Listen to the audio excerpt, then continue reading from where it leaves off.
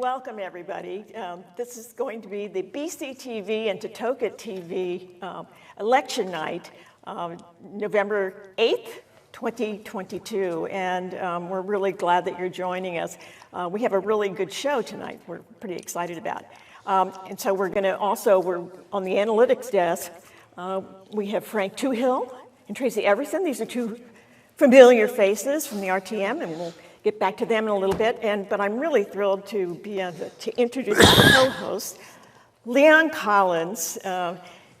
Actually, Leon and I were never at the same TV stations at the same time, but... Lonnie, first of all, I'm so glad to be here this evening. Thank you for getting me into this wonderful production that gets done every election day. This year, we are combining the resources of Brantford Community Television from the town of Brantford, along with Totoket TV from the town of North Brantford, to bring you the coverage we have tonight for this election, the election results that everyone is waiting to hear, that we are now going to begin to get results in from because the polls just closed. Yeah, sure did. And so Lonnie said to me earlier this week, you got to get out and do the story. You can't do it from your desk. And that's exactly what Lonnie did today. So let's take a look at some of the interviews she did as she made her way around Brantford, speaking to people who were voting and those who were helping to make it happen.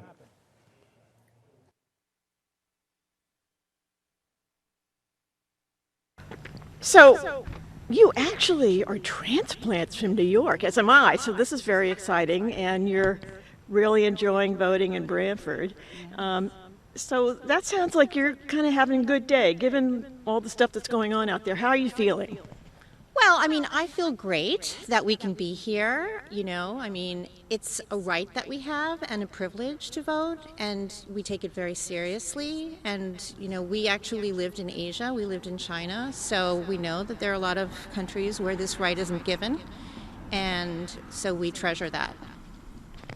Excellent. What about you, Neil?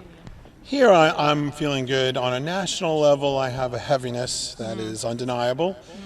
I'm hopeful, but being realistic, I think it's going to be some major changes, and honestly, I don't think for the better.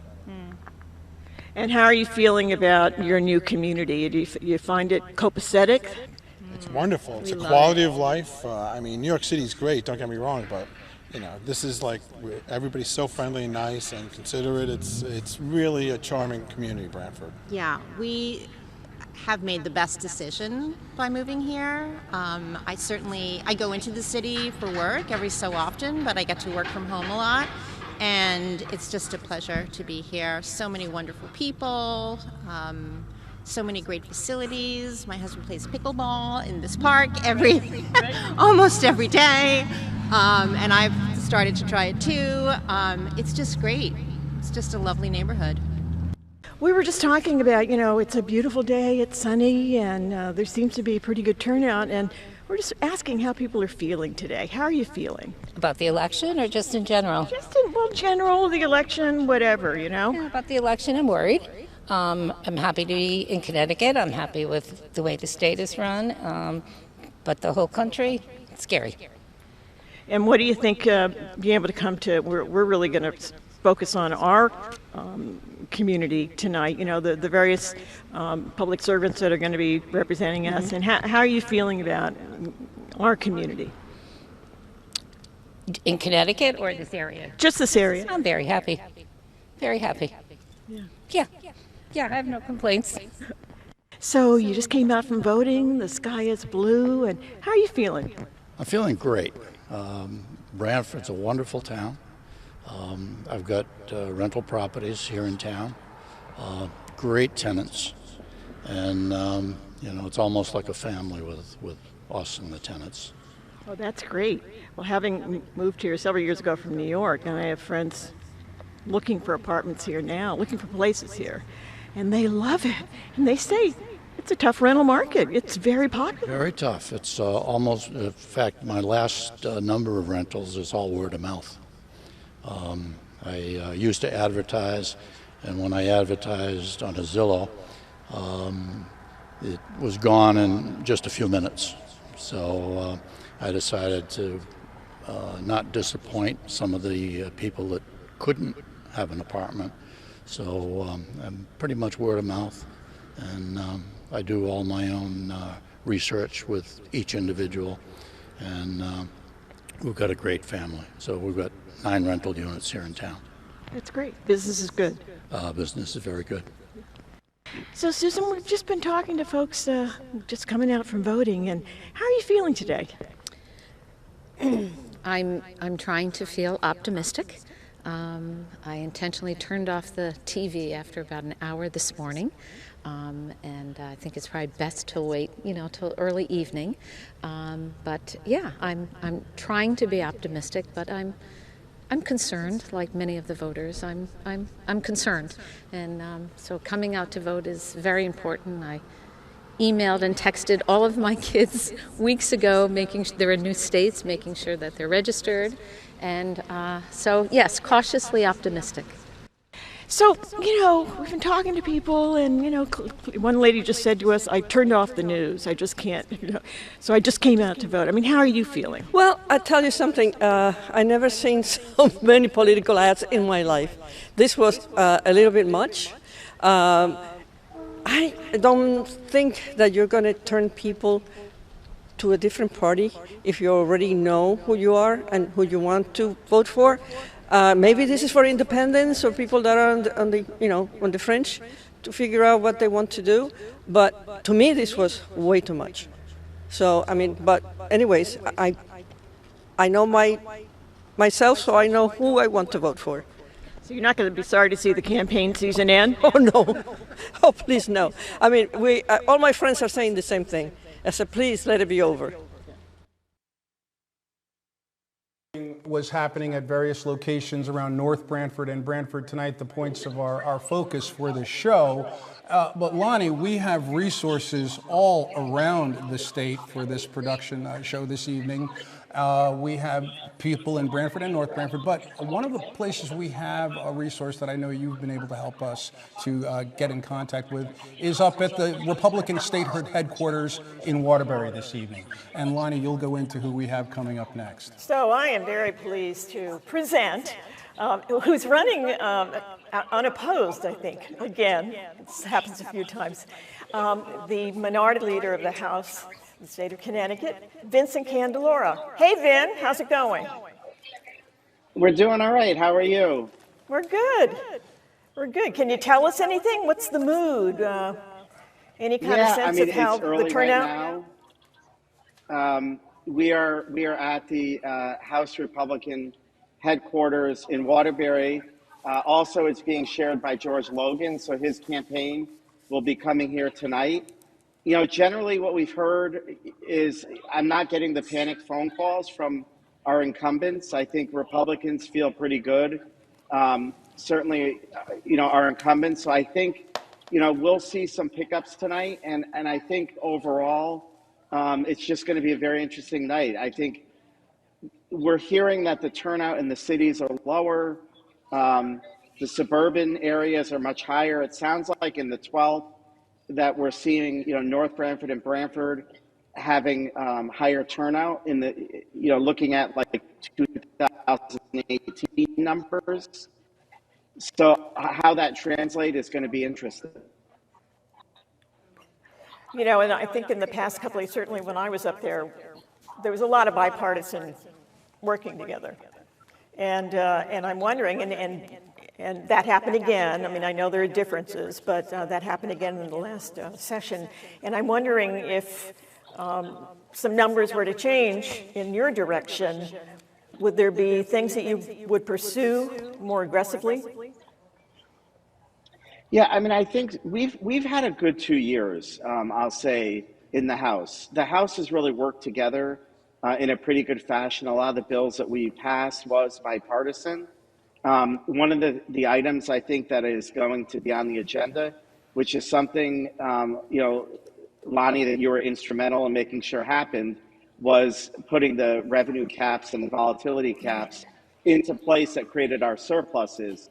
Those caps are the bond lock that was associated with it is about to expire next year. So we want to make sure that we have the numbers in both parties that are interested in continuing those good fiscal practices. And I know Speaker Ritter is committed to extending those, and so am I. So certainly, getting more people up there that are interested in that issue is important, I think, to both of us. Vin, Leon Collins here. It's great to see you again.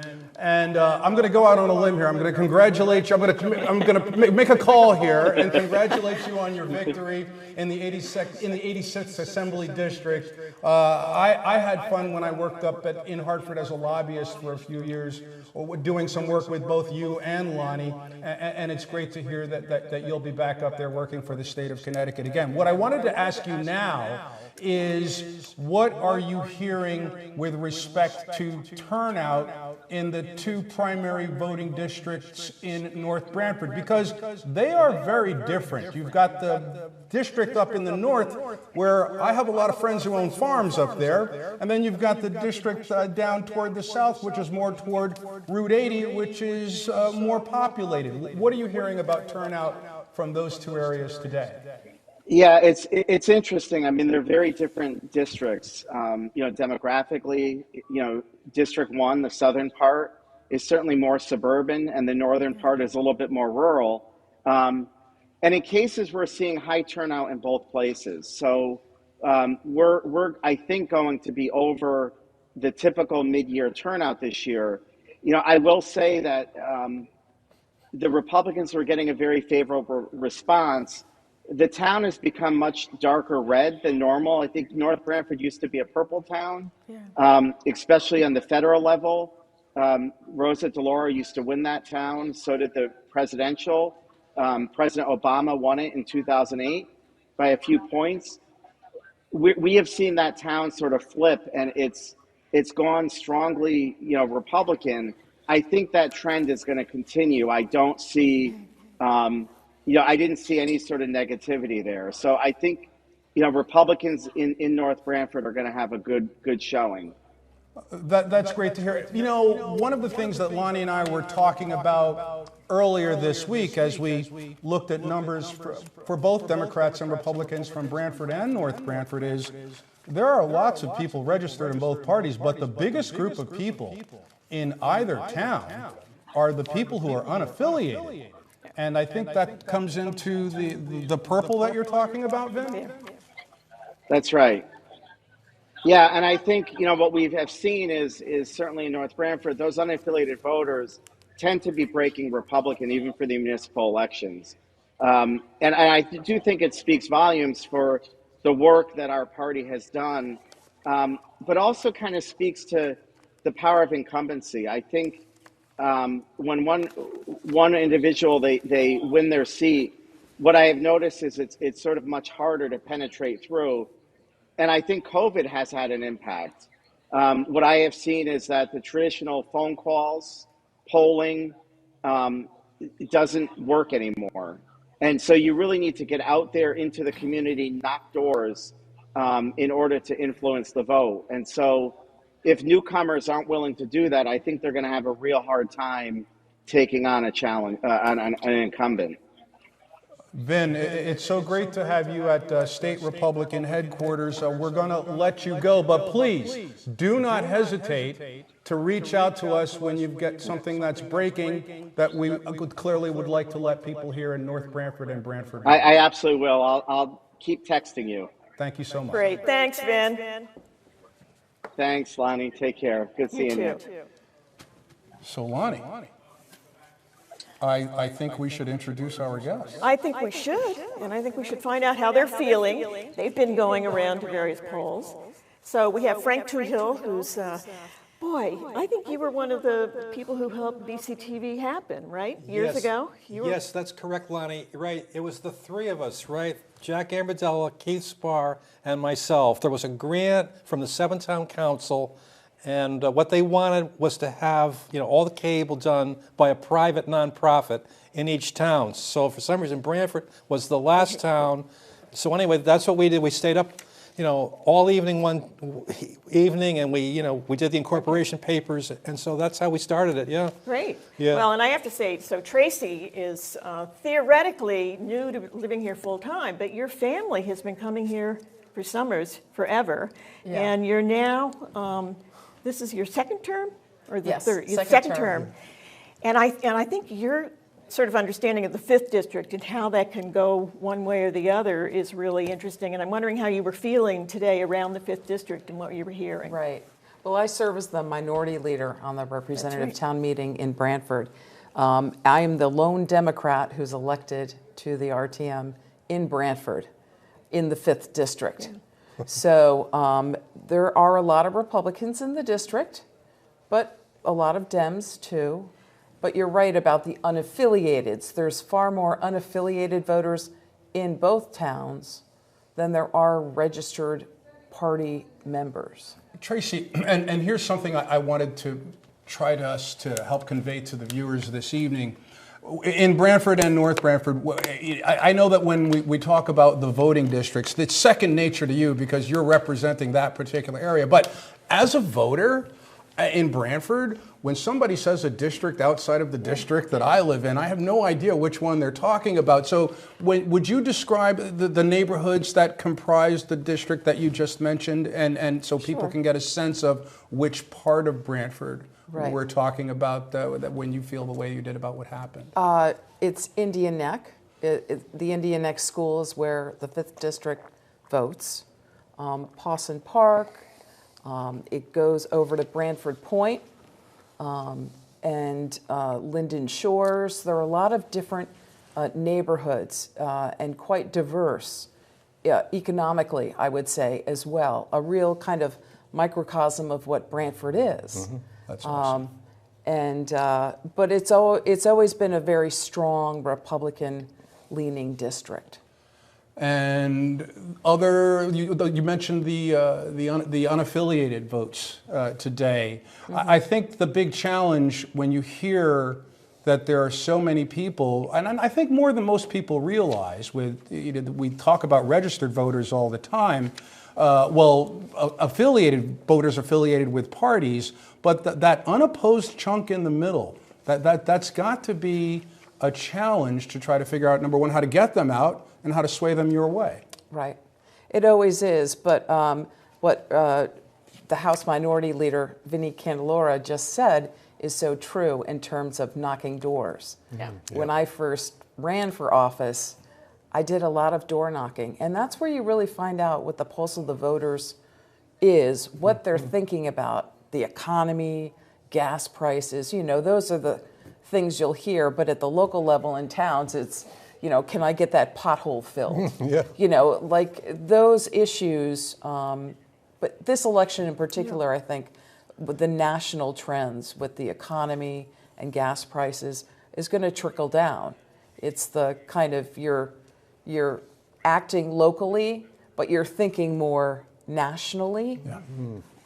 So I think that really played into the vote in our local elections this year. Frank, your thoughts about what you saw today?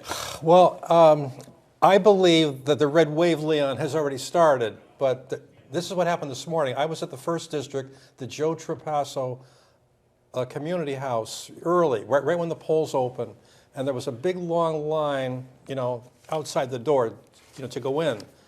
And then it kind of petered out after that. I mean, there were always people going in and out to vote all day, but I thought that the main, the rush was in the morning. But anyway, personally, I think, it's the beginning of, the red wave. Now, Guam has already voted, and they went red for the first time in 20 years. There's a person from Guam. He comes to the U.S. Congress. He can't vote, but he's the representative of Guam. And first time in 20 years, the people of Guam picked a person to represent them from the Republican Party. So that's a good omen, and we also have to The Guam omen? The Guam omen. We also I don't know as Guam goes, the rest of the country will go. That's true. Let's just put it that way. We'll find out. But we'll see, Frank. Yeah, as the evening unfolds, we'll find out if that's true or not. Brantford's hanging on the edge of the seat to see what Guam does. That's true. Guam's considered, what's it called? When something goes first, bellwether, right? Guam's Harbinger. the bellwether, harbinger. The harbinger. Harbinger. The harbinger. It's all a matter of perspective. Or the sacrificial lamb, one or the other. But we are starting to hear things in our ears Yeah. that are indications that this red wave is materializing. But we have to But- make sure we know where these votes are. True, Because what happens true. is when the cities kick in, things change. So. Well, another thing I noticed about Connecticut, having grown up in New York, I come here and I really get the sense, having lived here for more than 2 decades, that, and I've seen that as a fact, Connecticut's an early state. Yeah. There's a long line at the polls across this state, first thing in the morning, because I think there are many people in this state who would prefer they're already at work at 8 o'clock or maybe before 9, and they try to figure out a way to get that vote in so they don't have to deal with it on the back end of the day and maybe wait on a line after a tough day at work. Is that what you find as well?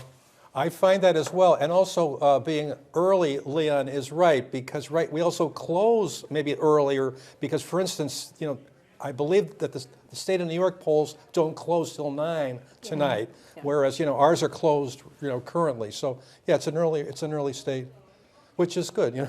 But is there a way, and either one of you, please feel free to answer, that the count tends to go with the votes that come in early versus the votes that come in later? Is there? I think I think it's also the beginning of the day and the end of the day, Yes. Yes. and the Yeah. seniors in the middle of the day. Yes. Yeah. So we know seniors vote. They Yes. take Yeah. great pride and they know the sacrifices. The younger generation may not appreciate that as much. Yes. And I think that's one of the challenges just in this political climate of getting people interested, learning who the candidates are and what the stakes are, so that you spend the time and do some research and find out who you are supporting. I was shocked today because I know how excited Lonnie and I have been about today because we, as journalists, live for this process. But I talked to someone who told me early this morning that she didn't vote today and didn't have a plan to. And there are a number of people who, as much as we want everyone to vote, who still feel that they might not. So I see State Representative Robin Comey is ready to talk to us, I hope. I hope you can hear us. Robin? Hello? We can see her.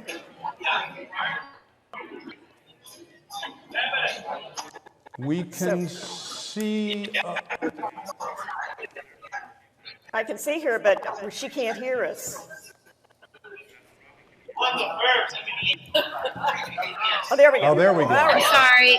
Robin. I can hear you a This is little State bit. Representative Robin Comey. We're happy to see you. Thank you for calling in and joining us. And how's it going? Thank you. Everything's good.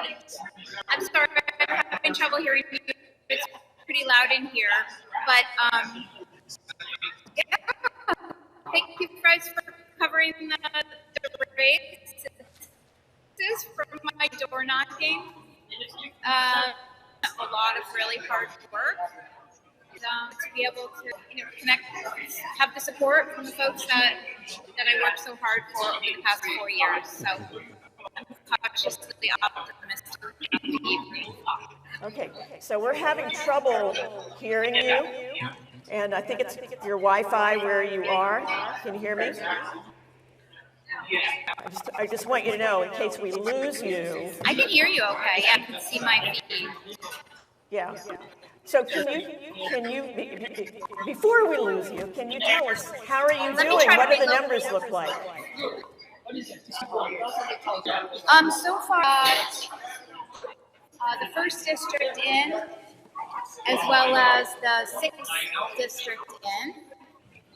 And I don't have numbers for the ABs, and that's where I seem to, we always seem to pull ahead with the ABs. Oh, so the off by percent of the vote, as opposed to 48% of the vote. So we're having a hard time hearing you. I'm going to suggest that we try to reestablish. Robin, if you can hear me, we're going to try to reestablish the link with you because it's problematic hearing the important stuff of what you were trying to tell us right now. So we're going to see if we can get back to you with a better connection. In the meantime, I do know what we have available. Robin did say that we were getting in votes from the 1st and the 6th district, and we have a graphic where we can show people where that is in the town of Brantford.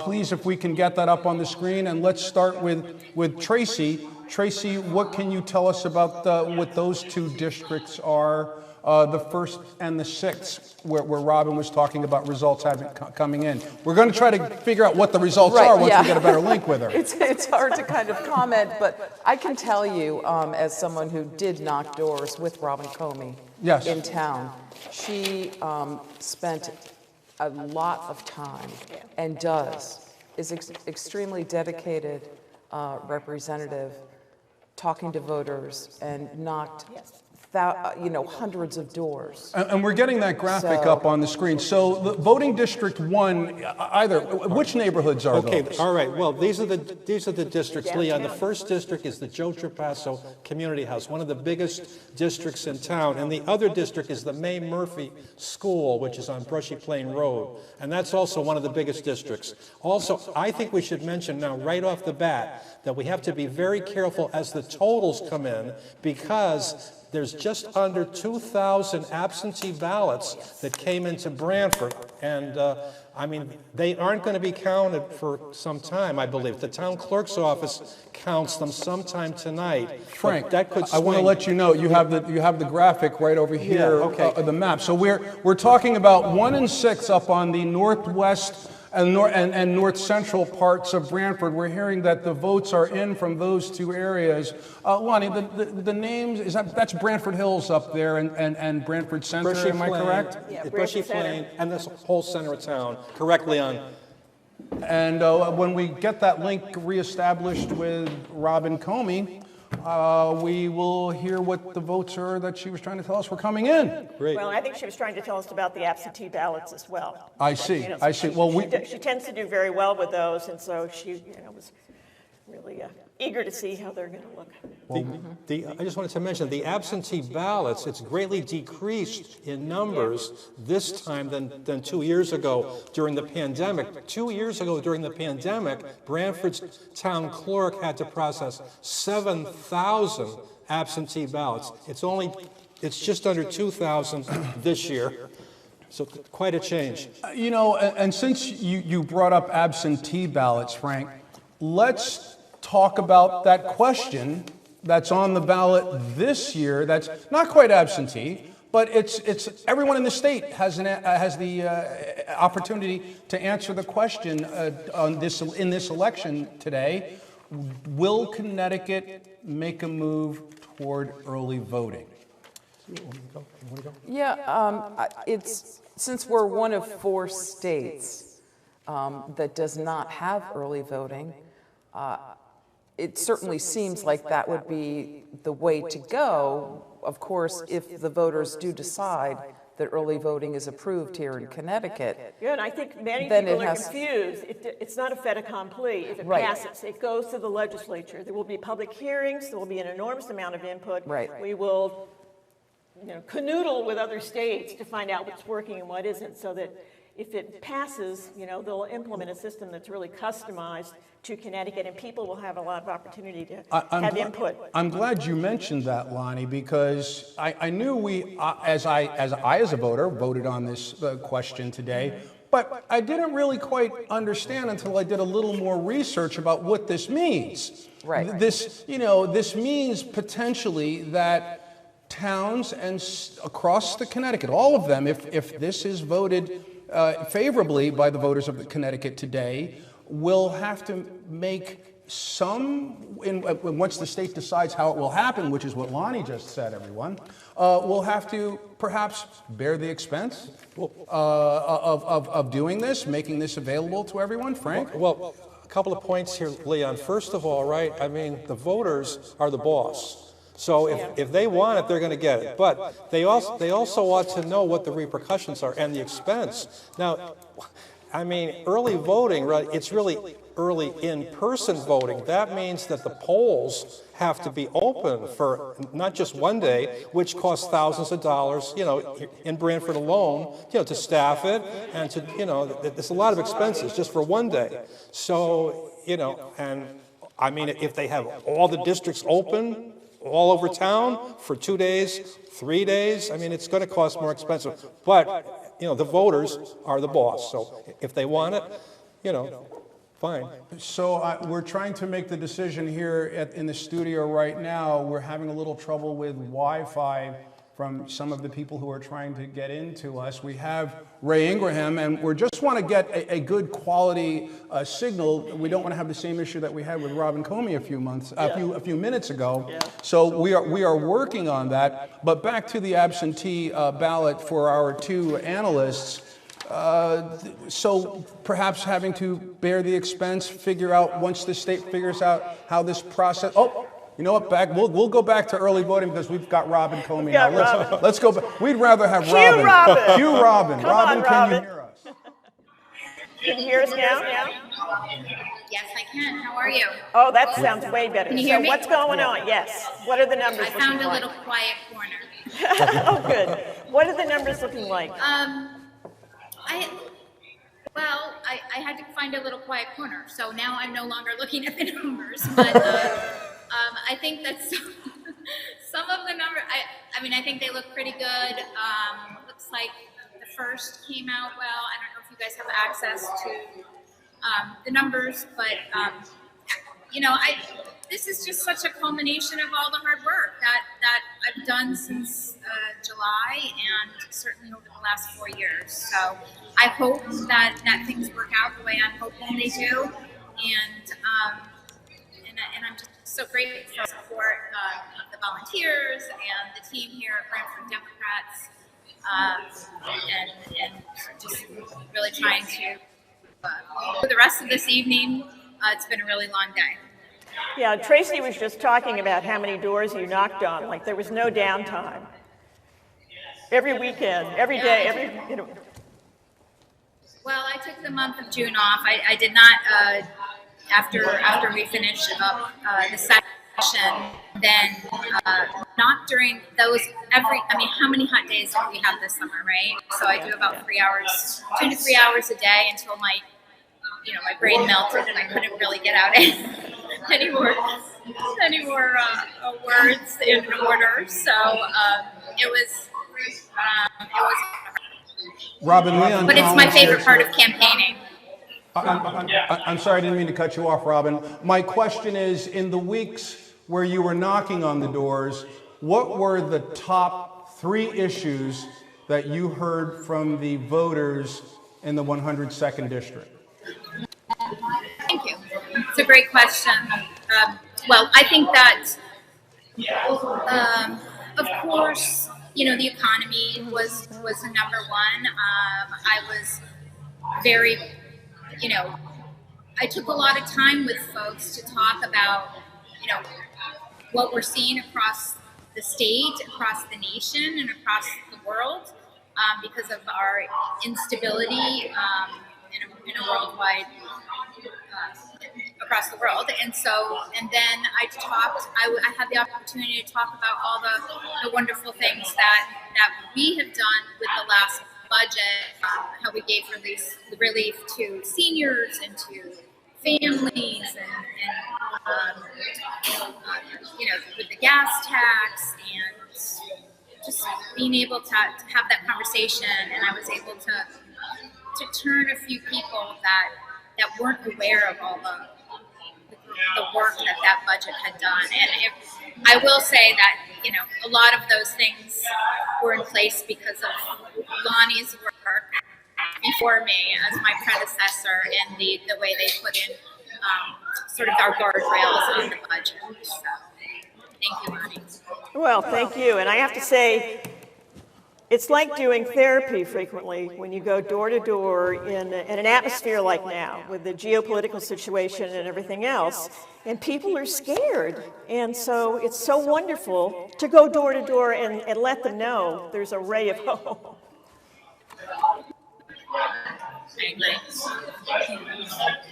Well, Robin, thank you so much.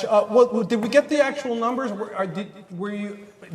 Can you give us the separated numbers? from her I know numbers. you're separated from them now.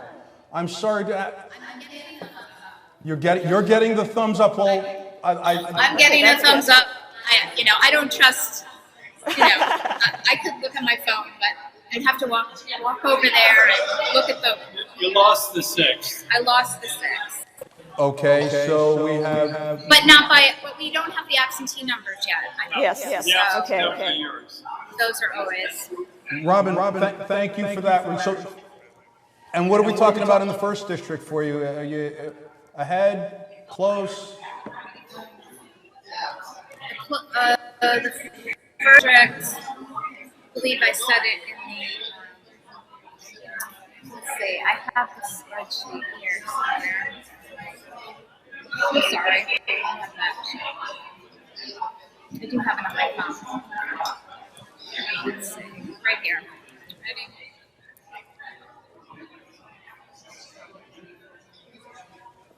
See, this is what it's like when you're a state representative. You're doing your own numbers. I do love this. I like numbers. Yeah, so the first looks like 51%, 48%. The third, of course, that's my home district, so I often do quite well there. 54%, 55%. And the fifth looks like 51%, 49%, very close there. Of course, that's Ray's home district. And I'm just rounding up. And the sixth,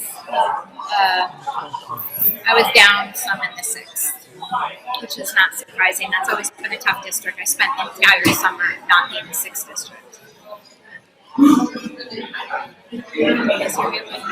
Thank you so much, Robin. And we do want to let our viewers know who are watching where they can see the bottom of the screen in the 12th district where we have given the results in the senatorial race for Christine Cohen. The totals for North Branford are not included yet, is what I'm being told at the moment. It's just Branford in the results that you are seeing on the screen for the race where Christine Cohen, the Democrat, is up against Paul Chrissy, the Republican, in that particular race. So that as soon as we get the numbers from North Branford, and perhaps we may get those through Vin Candelora when we speak with him, because we know he's connected enough to get us some good totals there. Robin, thank you so much and please come back when you can give us some more information and numbers, Robin, please.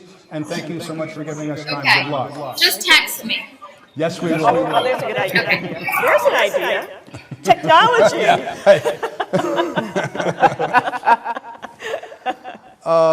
So we have touched. Oh, I think, do we have Ray Ingraham? We have him. He's having Wi-Fi problems as well. So the guys are trying to. Okay, we don't. so we'll have Ray. We're gonna have Ray. We'll have Ray, who Robin is running against, up in just a few minutes. So back to the question we were talking about beforehand with the potential for early voting. So I come from a state where I grew up where they had a county government, or a county involved in the government system, but we don't have that here in Connecticut. And I learned also in a little research today, there are only 2 states in the union right now that have no county government system. Connecticut is one of them. Rhode Island is the other. And my thought, when I thought of early in-person voting, is, boy, would it be handy to have the county government in there to help out with that, because perhaps instead of having every town have to have something available, you could go vote at the county seat. But we haven't established that sort of involvement with the county in our politics here in this state. Well, I think the state of Connecticut, to its credit, did away with the county government, which saves taxpayer money. Well, see, that happened before I got here, so. Right. Yeah. I mean, in New York State, you have school districts, you have county government, you have local government. Here, we have just local government and state government and federal government. So it's... Well, we used to have county government. Yes. And apparently it was incredibly corrupt. Right, I mean... So it went away. Yeah, exactly. And so that has helped Connecticut keep its taxes lower as a result. But what will need to be decided with early voting, if it does pass, is how it's going to be paid for. Because towns, recently in Branford, Frank and I on the representative town meeting, we had to decide what the registrars of voters would be paid in Branford. And registrars of voters are part-time, and they are not compensated, most likely, for what the amount of work that this job is going to become. So it's going to have to be determined what is proper compensation, what will be the demands of a job that's going to change with early voting. So it's all kind of to be determined, I think. Well, one of our big problems that, and Frank and I worked on this too when I was on the air team about 1 million years ago, is that we try to do regional cooperation. Because it's very expensive to not have county government.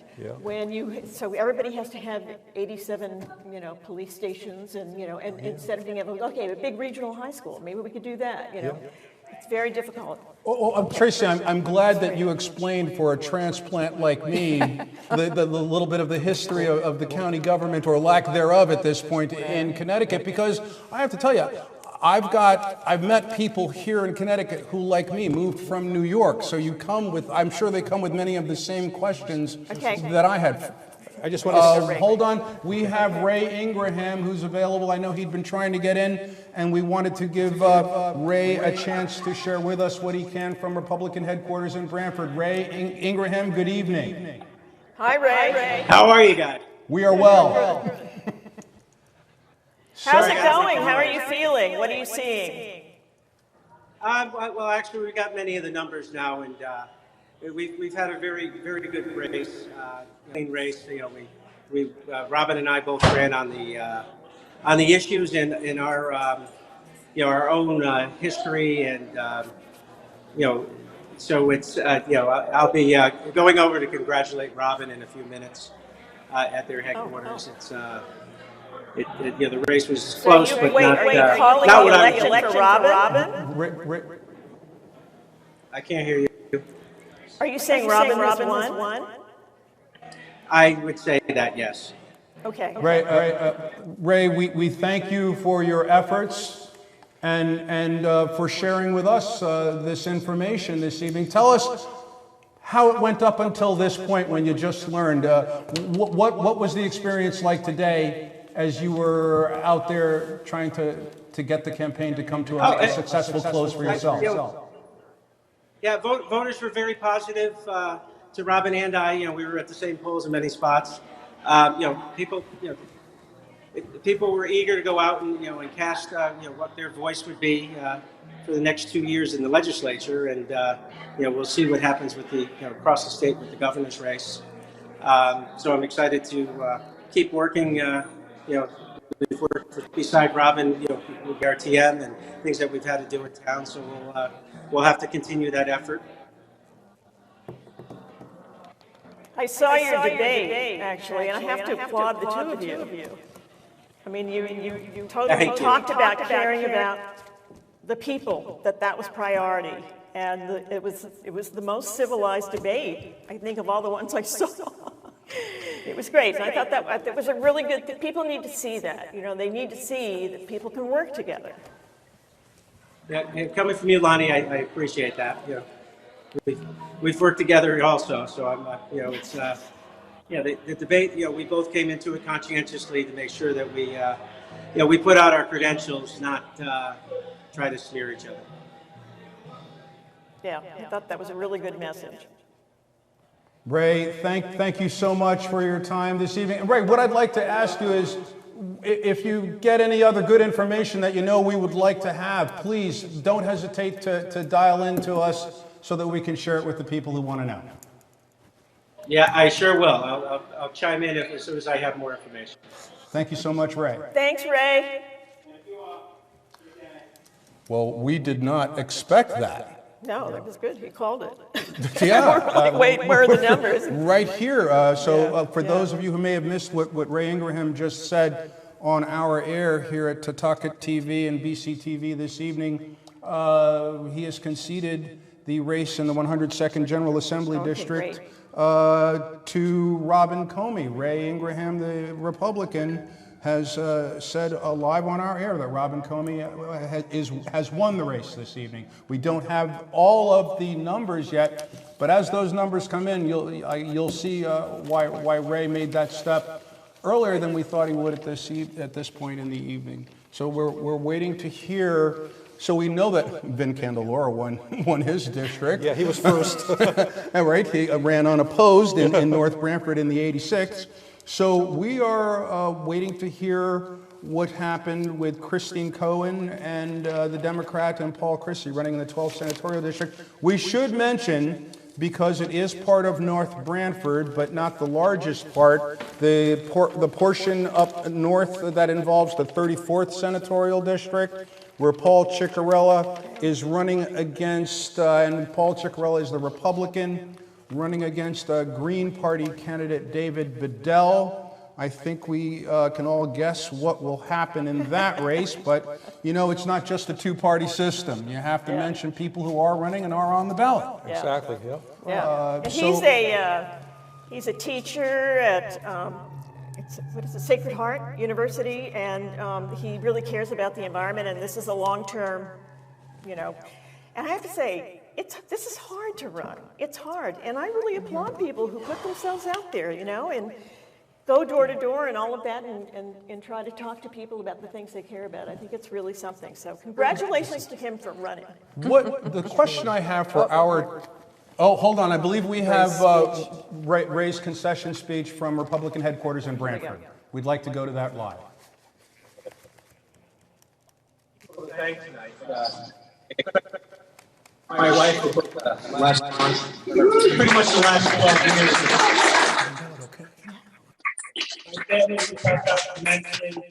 years. So many of you, throughout the last 6 months have really, pitched in words of advice, help, the polls. Robin came up from Virginia, put up signs, and wave at all these. Lucky you. You got, Bill and Jamie advised me the whole 6 months and really helping out. So I'm really happy with that. There's so many more. The results are not exactly what we're looking for. Well, hopefully, state will be competitive. I'm proud of the race. We decide tomorrow.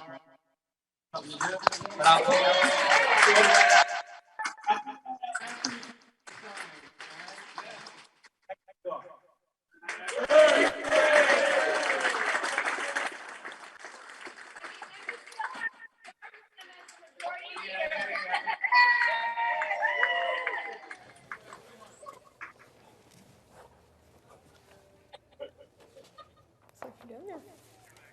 Okay.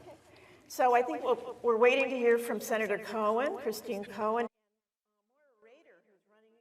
who's running in the 8th to replace Maura Rader, and she's running, what's his name? He's, while we're looking Rich DiNardo. And so we're waiting to hear about that race as well. And that's going to be succeeding Sean Scanlon, who's running statewide, so for controller. And back to making sure viewers understand exactly what we're talking about when we say the 98th district.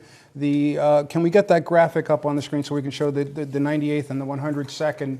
Because it's not the larger portion of Brantford when it comes to how the senatorial districts are split, but it is nonetheless important. You can look at our screen and see that the 102nd is in green and Brantford over on the east, bordering up to East Haven.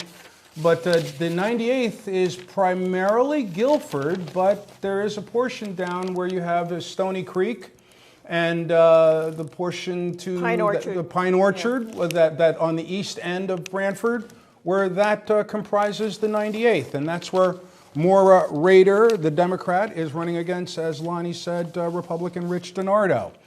We are hoping to have some results from either one of them as soon as they can get some chance to reach out to us and give us a contact. We've gotten in touch with them before our show this evening, and they know that that we want to hear from them. So, Tracy and Frank, when it comes to senatorial districts as opposed to districts for the General Assembly, how is it different for the way that the candidates have to approach those two races? Well, because they have a lot more territory to cover. There's a lot more doors to knock on, a lot more work and time. It's very difficult, as you said before. Now, a little information, the 12th senatorial district, the population, all the districts were recently redistricted so the populations were, were evened out. So the population of the 12th district is about 93,000 people, and the median income of those people, it's about $100,000. So it also covers a lot of towns. As you can see on the map, it covers part of East Haven. That was added just now for the redistricting, a little sliver of East Haven at the north there. Ah, okay, yes. Where the green is up to the left of the word North Brantford. So you've actually got some of East Haven. Yes. Am I right in there? Is East that where it is? Haven. Okay. It even reaches up as far as Middlefield, part of Durham, Killingworth, Madison, and Guilford. So, I mean, for all of those districts, to report tonight, it's probably going to take some time, but it's a big, big territory. Hold on. So, I'm sorry, the portion of the 12th that is in East Haven is down at the south. I was looking at the wrong colors. Yes. So it's down near the shoreline.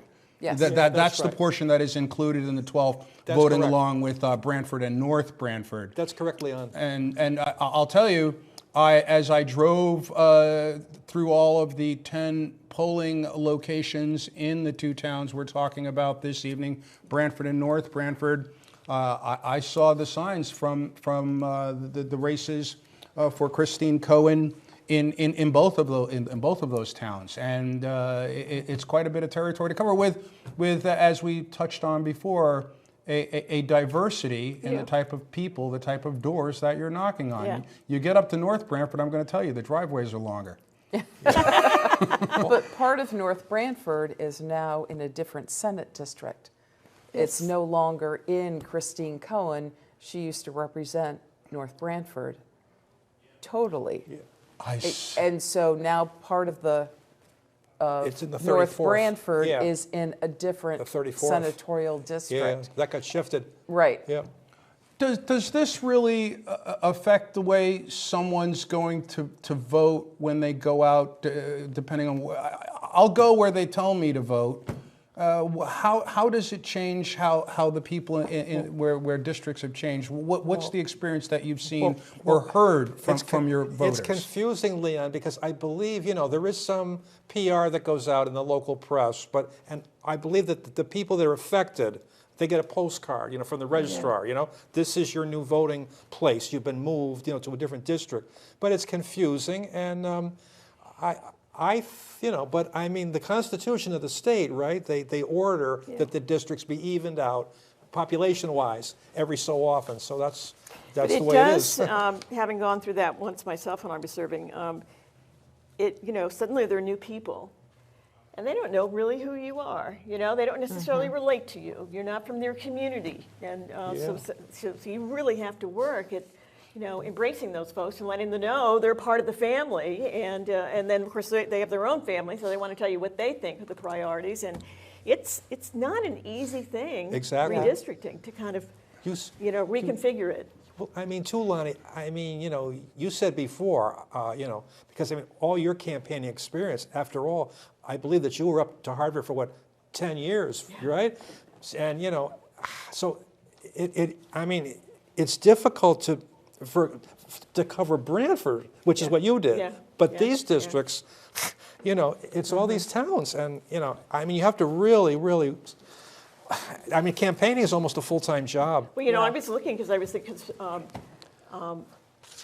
Vin Candelora has part of Wallingford, and he has the part that's very farm-like and very much like North Branford. And I was exploring, because I know Mary Mashinsky, I mean, I know some of the people that represent Wallingford. They have 4 state representatives. 4 state representatives represent pieces of Wallingford. But Mashinsky's been in there forever. Forever. Yeah. But I mean, that's so interesting that, because Branford is one of the few districts that is a single town district. Yeah. Still. Right. That's right. But That's so right. many of them, a little piece here and a little piece there. And Branford was the only town that gained population in the 12th Senate District. Yeah. All the others lost population. So they had to, the map had to be reconfigured. Yeah. And that took time for the redistricting. Well, that's what the new construction that's going on in Branford, which is good because it's raising the grand list, for the town. Thank you First Selectman Jamie Cosgrove for that, and the Planning and Zoning Commission.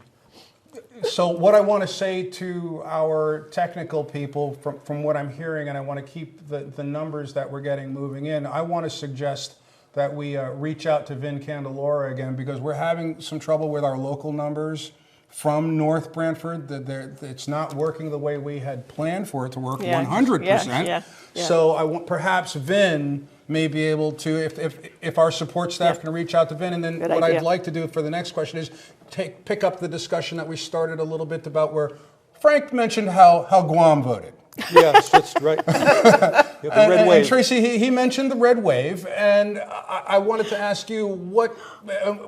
Okay, it's not happening in the 102nd district right this evening or tomorrow, but did you, as the Democrat in this election, find evidence of that, and how did you respond to what you found? I think that the Dobbs decision, the Supreme Court Roe versus Wade, has really energized a lot of the Democratic base in terms of women's reproductive rights that have been part of the norm for 50 years. And now it's a big question as to what will happen. Will there be some kind of federal ban on abortion?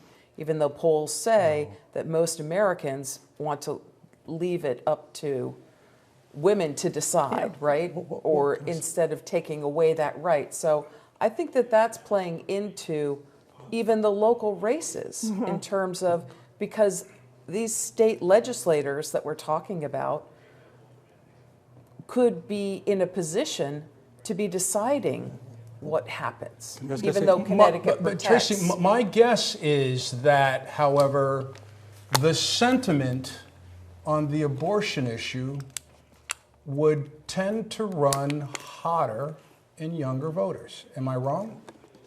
No, yeah. It's, the challenge, Right. they are an incredible challenge. Right. I saw plenty of people my age, gray hair, well, at the polls today. Right. But I saw a handful of people in that 20 to 25-year-old range. right. And But how do they you may get them be out? voting absentee, See, that's okay. Good point. right? That's what we don't necessarily know Yes. right now. Leon, and can I say something? Leon? Frank, just to let people know, we do have some numbers in, so let's Okay. go to the Look numbers. at this, wow. So What in is the North 12th senatorial district in North North Branford, we Branford. have Christine Cohen, the Democrat, with 1,625 votes, and Paul Chrissy, the Republican, leading at this point in the count with 2,748 votes. That's in from North Branford. And do we have the 12th Senate? I'm here's sorry. I'm not Branford. North Branford. I'm sorry. That's Branford. That's the community house vote. Okay, those are the Branford results. So what we wish we had also was the North Branford numbers. But Well, that we was don't North have Branford. the The first one was North Branford. there was a switch here. I Yeah, thought I misread. I apologize. So North Branford was up there first. Yes. He's succeeding there. Yes. He's doing, very well here. This is So the this second district in Brantford. Okay, so the second voting district in Brantford, we have Christine Cohen, the Democrat, with 723, leading Paul So that's Christie, Stony the Creek. Republican, with 513, and that is the Stony Creek, Creek. to the east in Brantford, down near the water. And in the third district, this is Robin Comey's so that's area. But Christine Cohen, the Democrat, is doing well in the Brantford's third voting district with 800 votes to Paul Christie, the Republicans, sure. 378. So we've, and historically, I think a lot of the 12th district senators over time have really depended on Brantford to pull the Democratic vote, because many of these are Republican communities. So this is going to be very interesting to see how this unfolds. Throughout the district. Throughout the entire district, because this is a potential game changer in terms of how these votes are. Here's the fifth. So Frank, is this the result of not ever knowing how the unaffiliated voters are going to go for sure? Why you have to get out knocking, and why we see these races coming in the way that they're happening tonight? Yeah, absolutely. In fact, Paul Christie has been going door to door throughout the whole territory. What is it, six towns, I guess? He's been working, the street for months. So we're back to so we have the 12th. So here's North so we have some Brantford. North Brantford results for the senatorial race in the 12th district. Christine Cohen is ahead, 1625 to Paul Christie. Oh, I'm sorry, is behind to Paul Christie's 2748, 2,748 to Christine Cohen's.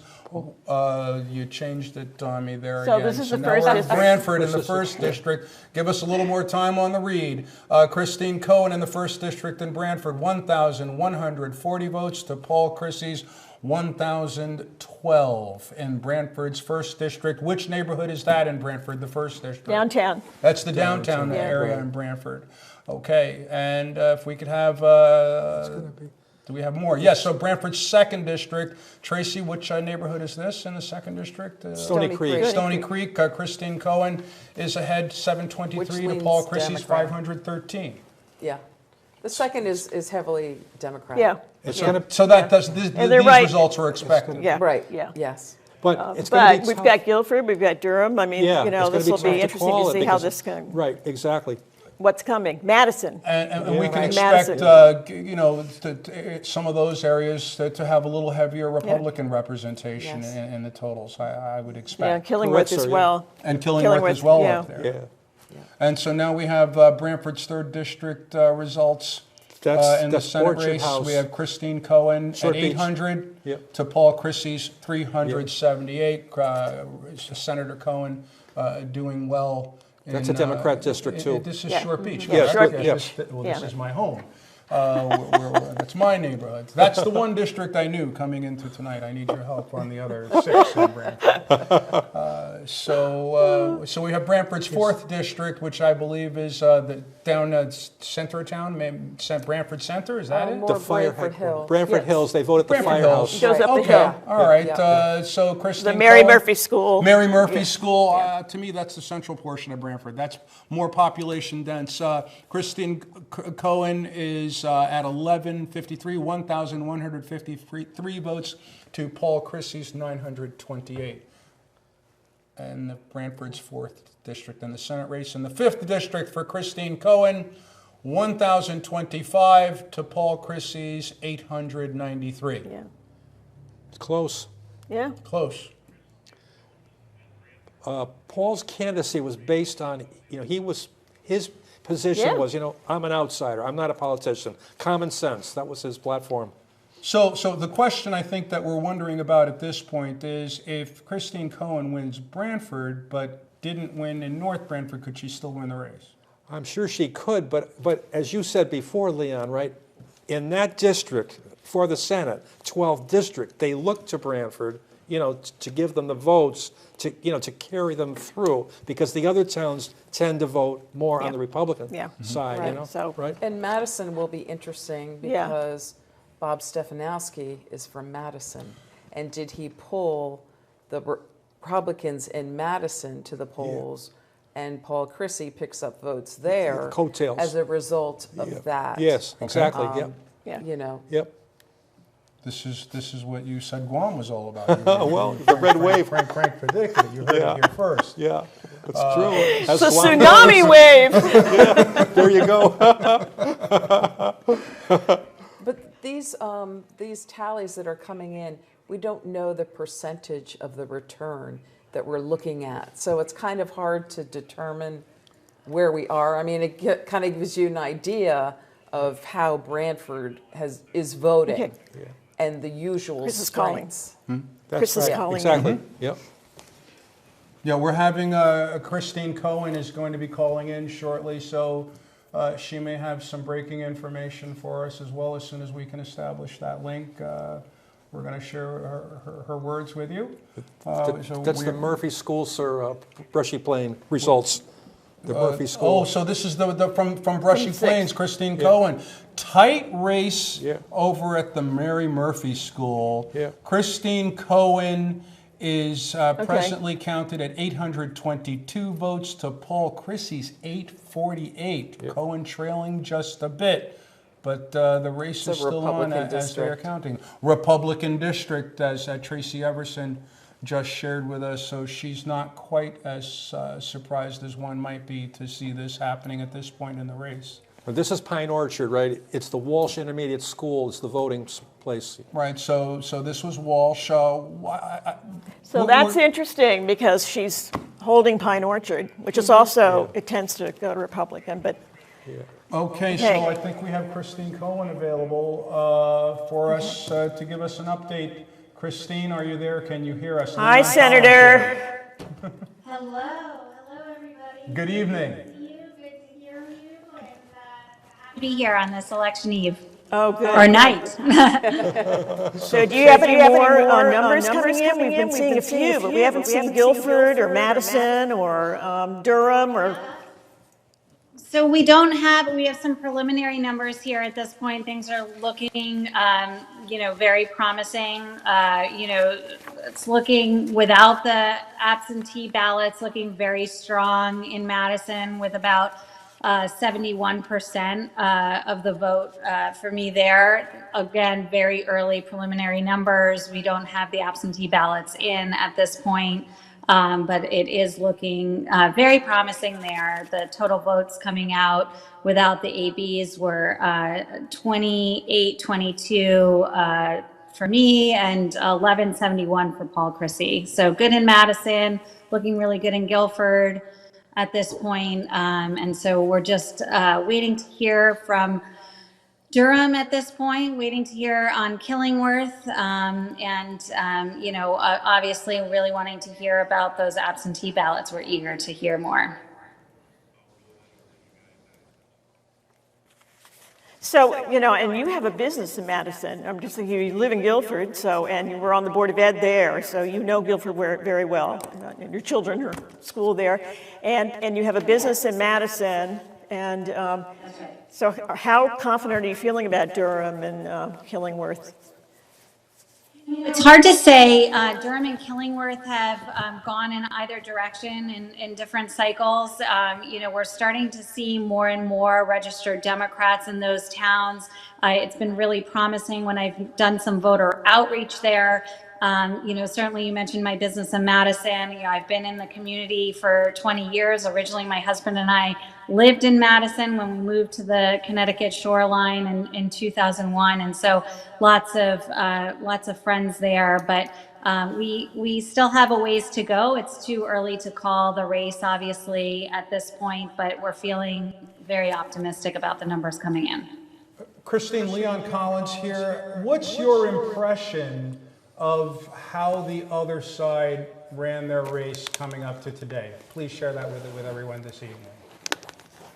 Yeah, well, I have to say, was really trying to run a positive race, talking about the results that we've brought into the district, all about achieving results into the various towns within the 12, as well as for Connecticut residents on the whole. So I really stuck to my track record there, which I think is so important. It's what voters want to hear. They want to know what we will do for them going forward. They want to know that we're listening and hearing what their concerns are. And I think that's something that, was really important. I think that was an important part of our race, making sure that they know that they're heard. I have a track record of this, really listening to constituents, bringing those voices to Hartford, make sure to turn those into results for people across the 12th district. So I really tried to focus on that. I don't really want to comment on, how the opponent ran their race.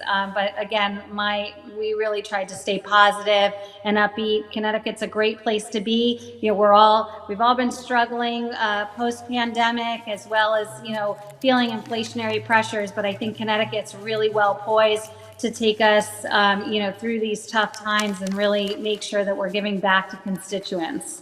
I know that we've all heard, the observation that this particular election, there's a lot of emotion in it following the last presidential. And did you feel that emotion as we approached election day today from people? Did they feel different than the last time you ran?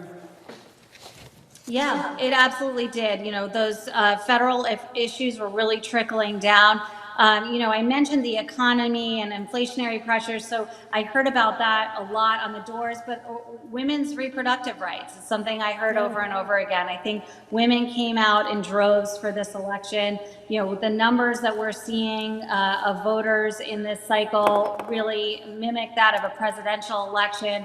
I was really pleased to see the turnout, so far across the district. And so I think, some of these national issues were really on everybody's minds. What are we going to do? How are we going to elect the right people that will protect reproductive freedom, make sure that we have, continue with our gun safety laws in the state of Connecticut and really safeguard fiscal responsibility and our economic well-being.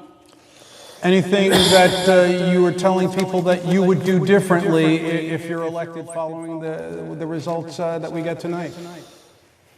Well, like I said, I think the economy is on everybody's mind right now. We've maxed out our rainy day fund here in Connecticut, which is a really good thing for us moving forward. It's increased our bond rating. It's made it easier for us to borrow money at a lower rate if we need to. It's made it easier for us if we go into a recession to not go to the taxpayers when they're already feeling these burdens, these fiscal burdens. And so I'm going to be looking to go back into session, really put my head together with my colleagues and figure out what we can do to relieve some of the pressures that people are feeling across the district. I'm hearing it all the time. Healthcare costs on the rise, something that I hear a lot. Making sure that we're inviting small business into the district and making sure, as a result, they're able to grow and thrive and our economy grows and thrives, with them. And so those are the things that I'm going to be focused on as we move forward. Christine, thank you so much for your time this evening. We want to hear from you again. There's more. So please make sure you get back to us when you've got more that we can share with our viewers, please. Absolutely will. It's so good to see you both. Chris, thank you so much for contacting us, because I know how hard this is. You don't have the final numbers, and so we really appreciate that you put yourself out there. Absolutely. Again, really cautiously optimistic, and just glad to be with you all tonight. Thanks so much. Thank you. Thank you so much. Lonnie, at the top of the show, we started out very quickly, not realizing our elected officials would be so willing and so cooperative and call in pretty much right after we started the show.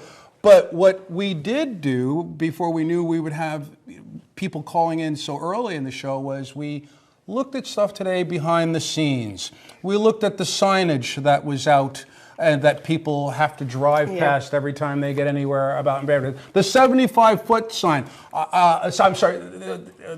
Do we have that to where people can see that yet? Oh, we're back at me now. Yeah. So we saw the 75-foot sign where that's the limit, where candidates are not allowed to get to any closer than that to the polling locations. We also looked today and talked to poll workers. And we really have a lot of respect for the dedication that so many of these people have and the work that they put in to make every election day work for us, the voters, the American citizens who need to find out who our elected leaders are going to be. We have some video where we actually show some of the setting up that had happened as people, because you know what I never thought of before today? What a blind person has to go through if they want to vote and don't want to let everyone know what they're voting, who they're voting for. Exactly. You know, you got to think that there have got to be has got to be a system in place to give that person the privacy and maintain the integrity of the voting system. So if we can look at, you can see how at polling places across the nation today, this is what happened in every single state, really good video. in every single town where people had to go out and make the polls, put them together. Physically, put them together, figuring out the distance, figuring out the logistics. How are we going to get people into this location? How are we going to get people out? Maintain the integrity, maintain the proper distances where we have to tell the elected officials who want to campaign at the last minute, no, you can't get any closer than this, so that people feel comfortable. In other parts of the country, which I'm very thankful we haven't seen here, is with people with arms showing up at locations or anywhere near that. That just, that frightens me. Yeah, absolutely. Terrible thing. Voter intimidation. Yeah. And I hope what you're going to tell me when I ask you is that I had never heard of any Brantford poll or North Brantford poll workers being intimidated, harassed, threatened. Have either of you heard anything like that with this election or anything prior to it? Because sentiments do run high. Yes. People get a little crazy. They do. Thankfully, I think we have respectful voters who, in both towns, North Brantford and Brantford, it's everyone's right to vote. And, what's happening in other parts of the country is maybe a different political climate that hasn't necessarily reached here locally as much. Well, I do have to say this. I talked to someone who voted this morning who wasn't happy with something that they saw and heard at a polling location. I won't say who or what, but a candidate was passed by someone who was voting, and the person who was voting said, "Get the bums out." Now, that's not the kind of thing I would ever say to someone. And the rules for myself are, opinions are like mothers. Respect everyone's and ask them to respect yours. And boy, I don't think everybody else plays by those rules. There was an incident that I had this morning it wasn't bad, but so at about 6:15, I was standing right at the 75-foot poster, the sign, have to stand back, I was holding a campaign sign. So, this guy came up to the car, which was parked next to me, and he said, you got to be 75 feet. I said, "Sir, here's the sign. I'm behind that." And then there was one lawn sign on the ground, on the parking space by his car. So he kicked it, and he said, "Oh, I'm not going to have that ruin my car." It was kind of a temperamental thing. I was kind of surprised to get that in Brantford this morning, but. And recently, within the past 2 weeks, I spoke to someone on occasion who just recently became an American citizen within the past 5 years. It amazes me, with everything that's going on here, people still, want to come here and see this as a better way of life. And a story that she told me recently was that she saw a man in a uniform with arms somewhere, and coming from the country that she came from, there isn't always a distinction between police and the military. And we here instantly have an understanding that they're quite separate. But for some people who are new to our country, that isn't always as clear when someone shows up, bearing a firearm. Who they are, what authority they have. Is it self-imposed authority, as some people seem to have taken it upon themselves to go out and police, the world around them now, or is it real authority, or is it just your opinion? And we got to be careful the messages we send to voters, especially on election day. That's why I'm a great fan of that 75-foot sign, because you know what? I don't want anybody to know how I'm voting when I vote. I assume everybody else feels the same way. Well, the other thing too, that's exactly right, because in some foreign countries, right, there's police, and then there's people toting machine guns, to keep order, or it's very scary the first time you see it. It really makes an impact, And I just hate to see anything that makes it harder to get more people out. Because honestly, in my heart, the person who told me today that they had no plan to vote, I respected their opinion. I didn't call that person, even in my mind, I didn't look down on them. I said, my hope was that someday they would find and that it would be important for them to do that too, as important as it is for the four of us sitting here and the way we feel about it. So we do know, Lonnie, that we have gotten some results from races outside of Connecticut during this evening. I think we heard what was happening in Florida in the gubernatorial race. Yes. I think we The governor of Florida was reelected. So we have Ron DeSantis reelected. The governor of Texas was reelected. Governor Greg Abbott. Governor Abbott in Texas reelected. Governor Sununu in New Hampshire reelected. So I don't know if does that qualify as the red wave, Frank, or is that just red holding ground? What is the Republican side calling that this evening? Well, I would say that it's definitely part of the red wave, but those were all expected. Those were all basically right. So we're still looking. They would have been upsets. All of those would have been upsets. Exactly. Right. And to be honest, I think that some of the municipalities outside of Connecticut where we have the swing states, we're not going to find out tonight. I think you're going to be able to go to bed and wake up and get an update in the morning and not have missed much. I think that's just, other than it's very close in some of those states. Philadelphia, right, it always takes a long time. And the other thing, too, is there was a recent lawsuit filed by the candidate, Fetterman. I understand he went to court with a lawsuit to try to stop the law which requires absentee ballots to be, you have to write the date, with your name. And he was challenging that in court. So, well, I heard what he challenged was ballots that had either missing dates or the wrong dates. They were not counted. And I believe he expected, perhaps I think it was a portion of maybe 70% of those to be in his favor.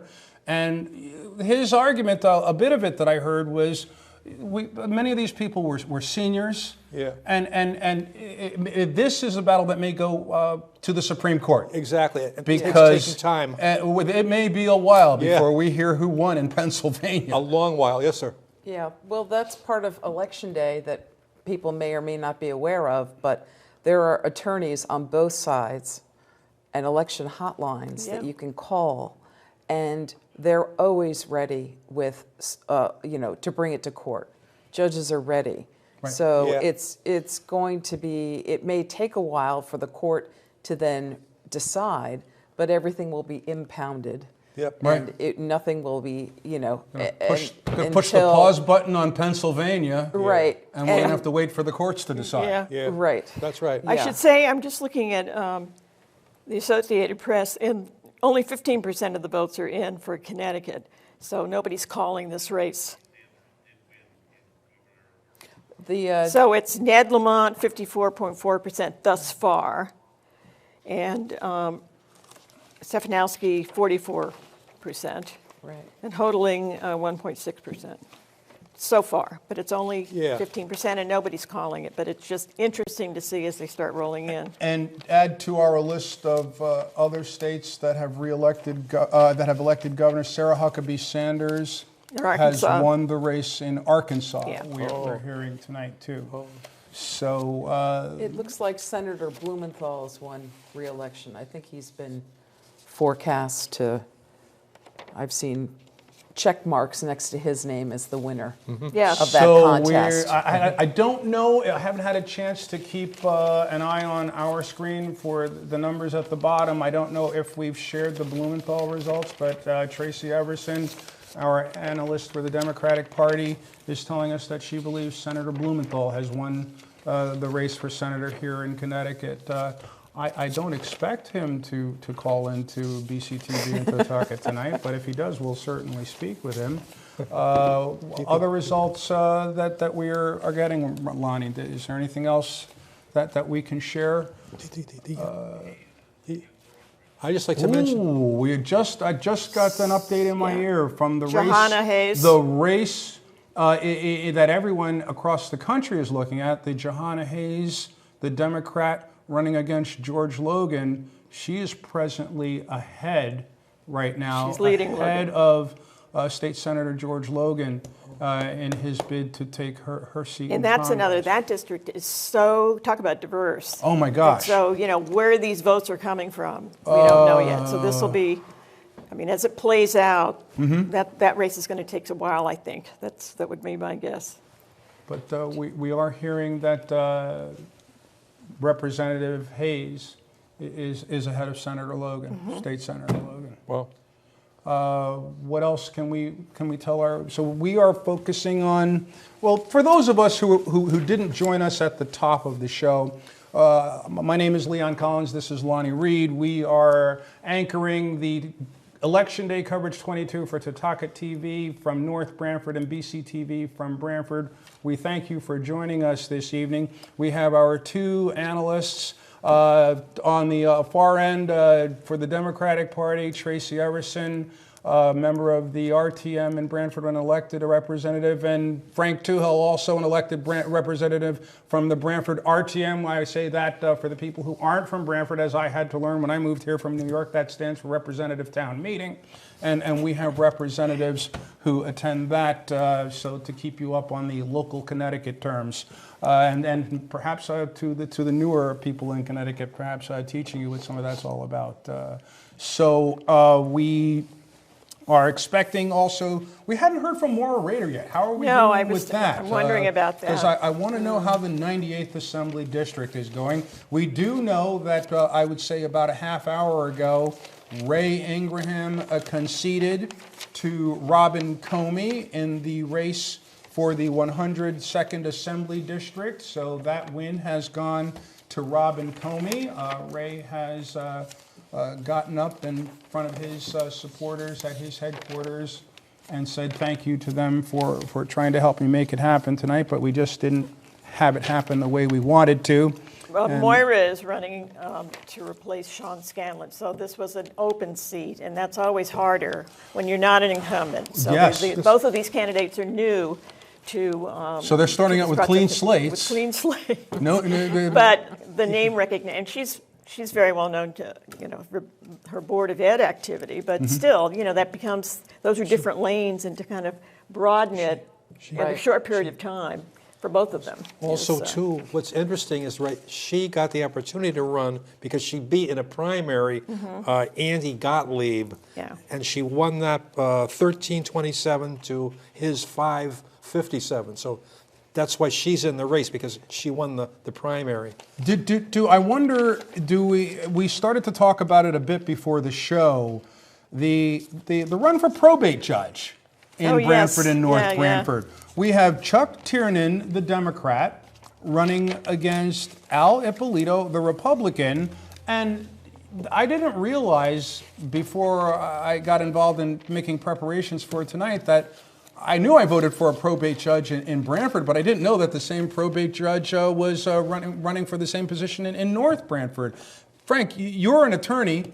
Please tell us the importance of the probate judge to these two towns. Well, right, the probate judge has gotten a lot more broad in what it does, especially with children's matters. For instance, if you have a child in your care, you might be the grandmother and you've got the child, you're raising the child.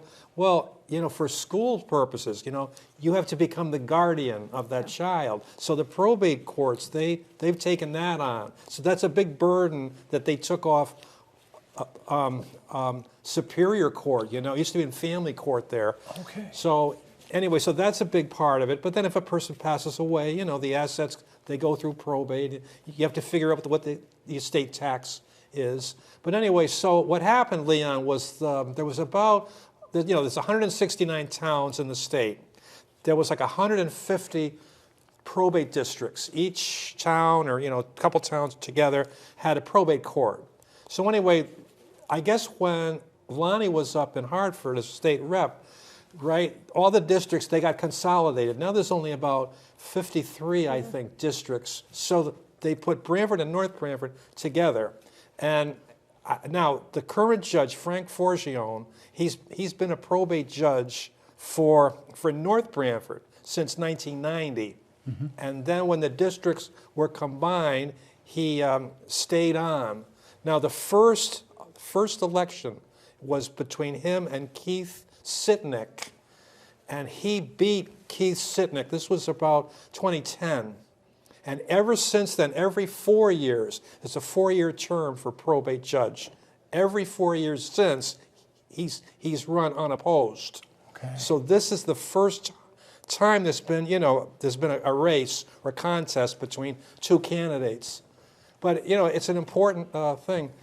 The other thing that Judge Forgione did, and he was very well liked by everyone, he kept a courtroom at the North Branford Town Hall. So the main office for probate court was Branford Town Hall, but he kept a courtroom in North Branford Town Hall for the North Branford people, for their convenience. So So, I mean, we'll see what happens. So there's two candidates right now. There's Alphonse Ippolito, and he's running against Charles or Chuck Tiernan. Tracy, is there any difference in the way that the Republicans and Democrats look at a position like a judge's position? I think a judge is supposed to be impartial. That's the first thing you hear. So, right. So why does the party system matter with this position? And I guess explain it's that to us. the way the ballot works. But both are long-time experienced attorneys. Yes. With deep ties to the community. Right. So it will be interesting to see. It looks like Chuck Tiernan is leading with the numbers that we've seen, at least that have come across our screen so far. The other interesting thing is, right, I mean, it's, in our state we have hundreds of judges, you know, Superior Court and Supreme Court and criminal court. But this is the only judgeship that gets elected. All the other judgeships are appointed, you know. Yeah. But that's different because, I mean, there's other states where all the judges get elected, you know. New York. Yeah, for example, New York, yeah. And we've had our focus being hyper-local since the top of the show, but inevitably we go out and we see the signs for the governor's race. Yes. What did you two hear, starting with Tracy, with respect to the governor's race going up to today? You know, a lot of voters felt reassured, I think, by Governor Lamont's handling of COVID. And I also was somewhat surprised that he, you know, some people get into leadership and they founder. Yeah. He persevered. He was just a steady voice during COVID, and I think that voters appreciate that. He's also done a bipartisan budget. He's fiscally responsible, which, you know, people may not think that Democrats are fiscally responsible, but that is the case. It's not always that, you know, tax and spend. And I think there's been more of a give and take between both sides of the aisle. It isn't as, like, say, in Congress, where the Democrats will vote for something, the Inflation Reduction Act, and the Republicans will not. Child tax credit, the Democrats vote for it, and the Republicans did not. The child tax credit was also adopted here in Connecticut. So there have been, some measured strides that Lamont has made as governor. And I think that Stefanowski was coming from a position of, here's a repeat, time for a change. I don't know if the voters agreed it was time for a change, given this was Lamont's first term. I just wanted to say that, first of all, it was very interesting. The last election was a squeaker, right? The first term for Ned Lamont, he got 695,000 votes, or 49%. Stefanowski got 46%. And Stefanowski lost by only 44,000 votes last time. So we'll see what it is this time. And I know that people are listening and watching us and watching the bottom of the screen, and I just want to let them know that we're still working on getting all of the numbers in. So the numbers statewide that you see at the bottom of our broadcast screen do not include North Branford yet. So it's just the totals for Branford when you see statewide numbers. So it's not that the count is low, it's just that it's not complete yet. Yeah. And with the way that we're able to let you know how that voting worked out. Frank, we heard from you both on the governor's race. What about the race for U.S. Senator, for the representatives that we send to Washington? Anything outstanding with the way you heard people reacting to Richard Blumenthal versus Leora Levy? Well, as far as Richard Blumenthal goes, I believe that he was the state's attorney general for 20 years, from I think it was from 1990 to 2010, or no, well, something like that. But anyway, he's seeking his third 6-year term in office right now. But I mean, the problem I would have with him, as a Republican, is that he's too much of a rubber stamp for Joe Biden and his policies, which have not worked. They also have hurt the American people with inflation, the open border, the crime. I mean, so that's my problem with him. I don't think he offers anything, really. He's just a rubber stamp for Joe Biden. Now, Frank, if you say something like that, we have to give Tracy jump in there, Tracy. I would disagree. I think people know Dick Blumenthal, who is the most media-savvy politician, probably. In terms of Dick Blumenthal shows up at parades. He shows up. He was at the Get Out the Vote event in Branford on Sunday night. So, he gets around, and I think people recognize him, and he has been recognized as a fighter. I remember being a new reporter starting out in this market, and it amazed me the availability that Dick Blumenthal gave to reporters who simply thought to call him.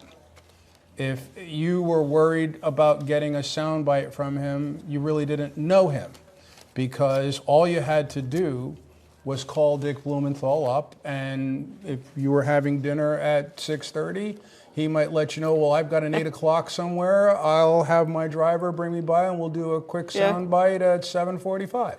Right. and you would find out from him. So he made himself available, and I think tying himself into, didn't matter who from what station was calling. Yeah. He was there to talk with you, to get his message out. He was a news reporter at one point in his life. I think he understood. He understood how we worked. Yeah. But I think he also understands how to represent people and the people's interests in terms of what he does do in office and did in office here in the state. So Frank, without talking about Dick Blumenthal, tell me about Leora Levy. Okay, well, she would be great, I believe, down in Washington, to give somebody else a chance, new blood, new ideas. She was born in Cuba. She came to America as a young child. She was endorsed by, former President Trump. And she had a debate with Blumenthal recently, and I didn't see it, but I was told she did an excellent job. She answered all the questions well. She confronted Dick on the, he stated that he served in Vietnam. She looked him right, I was told, she looked him right in the eye and she said, that's not true, Mr. Blumenthal, you never served in Vietnam.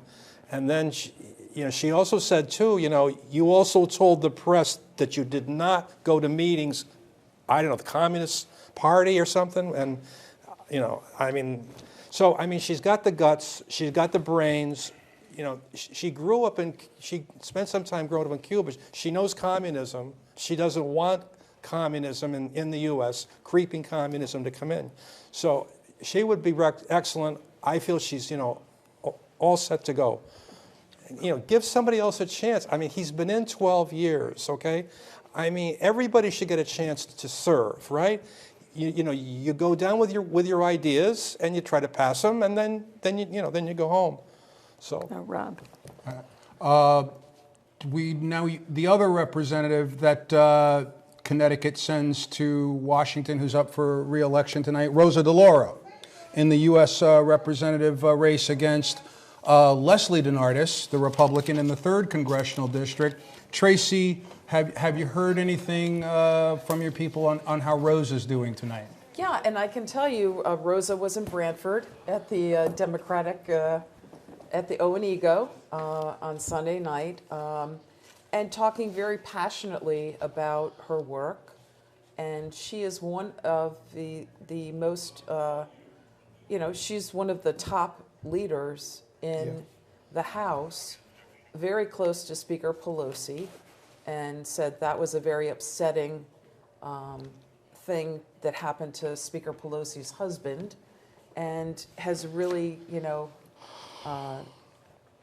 we'll see what will happen with, Speaker Pelosi as well. But Rosa DeLauro is... Rosa and her husband are very close to Nancy Pelosi and her husband. Right. And so there's the colleague aspect of it, but then there are Right. these long-term friendships. Right. And Rosa, you could just tell, was so shaken by it all. Yes. She's always so positive, and you could really see there was Yeah. pain happening, Yeah. and feeling very more emotional than I've seen her very. before, And certainly. Frank, I want to talk a bit about Leslie DeNardis, because she is stepping into the position, or hopes to step into the position held by, is that Larry DeNardis? Was Larry, that a father? her dad, Was yeah. a father? Yeah. Larry was the president of the University of New Haven. Yes, Was I correct at one he point? was. Wasn't he also at People's Bank before he went to the University of New Haven? I think I remember him back that and I think he far. was with the Reagan administration for a while. Well, I didn't go that back far with his history, but Yeah. so Larry is well known in this area, or her father was well known. Impressions that you've gotten with her campaign, running against someone as established as Rosa DeLauro. Yeah, right. That's a very difficult challenge there for anybody. And as we know, we've had Rosa as our congresswoman since 1990, and she's beaten everybody. And the problem is, because she has such a reputation, as a winner, that it's hard for the opposing candidate to raise any money. Now, as of September 30th, all that Leslie had raised was about $38,000, whereas Rosa, at the same time, had raised $1.9 million. And so, she had the money for the, for the ads. But I told Leslie DeNardis, I spoke to her once, and I told her in September, I said, this is what's going to happen, and there's going to be a debate, and Rosa's going to cancel, and that's what happened this time again. So she says, a time for change. That's her campaign. To be honest, Leon, she didn't have much cash for, to go out and advertise herself. I saw only a few lawn signs, maybe a couple of big banners. That's all. There was no TV. She did have some ads on the radio, but she wants. That was her That was her campaign, a time for change. Frank, we know that candidates have to put a lot of money into campaigns, what we typically do, but with the way that you have to so many different ways of reaching constituents nowadays, is just thinking about dumping money into TV ads, is that old school, or do we have people thinking out of the box? Well, I think that with some of the newer ways that people communicate, for example, people I got a load of texts in the past month from people I don't know who want to sway the way I vote. Yeah. Is that as expensive as the TV ads or as effective? Well, that's a good question, Leon. I believe everybody still sees old school TV ads as the way to go. I think it's the most expensive by far, and that's what everybody uses still. It's true, they do use other media. In fact, you have to use social media. You've got to use text. You've got to use Facebook now. And all that takes time and effort, to get that going and keep it going, But everybody, for instance, all the Democrat candidates that were considered in trouble or close races, I mean, the party poured, and also, not just the party, but campaign contributors, they poured lots of money at the very end, and they bought TV ads with it. So, they believe in TV ads. Tracy, are you of the opinion, the same opinion, that it's the TV ads that still work and are the best tool to get through to the voters? I think so, but I think it can also work against. I mean, I can't tell you how many people. I mean, we even heard at the beginning of the show with Lonnie's interview with a voter who said, I can't wait for this to all be over. Yeah. We saw a lot of money, not just from campaigns funding TV advertising in the state, but the Republican Governors Association, the Democrats looking for control of the House. Yeah. You have this money that is coming from other resources for advertising or campaigns now. True, yeah. And the thought just went through my head. I doubt that many candidates these days, I'm talking after 2020, are dumping ads, are doing things like having full page ads in newspapers. Right? Yeah. Newspapers are not the way to go. Right? You have to get the voters at the screens. Newsrooms across the country for newspapers have disappeared, or gotten a lot smaller. Yeah. Readership has gotten a lot smaller with many of the papers that people 30 years ago read every day. Exactly. Not the way to reach people. And also, sir, right, there would be two papers, like a morning and then an afternoon paper as well, So I just want to know, has any candidate in Connecticut gone so far as campaigning on TikTok yet? I just want to know, because Frank, I'm taking your answer to that question as no, but I wouldn't be surprised if someone has figured out. I think in other states they have used TikTok. Again, I said it somewhat jokingly, but you have to go where the people are. If they're on TikTok, you've got to go. Yeah, sure. So you want to go to the we started talking a little bit earlier about the preps that are made for voters for Election Day, and we took a look earlier today. Oh, actually, it was yesterday. We went out and talked to people about early registration for voting and how that happens, so that people can decide to take part in this great election. And I think we should thank day. John Hartwell for doing this. He went out and decided he wanted to really show how this works. I do appreciate the work that John did, and we had intended to show this a little earlier in the hour, but this is when we're going to bring it to you right now.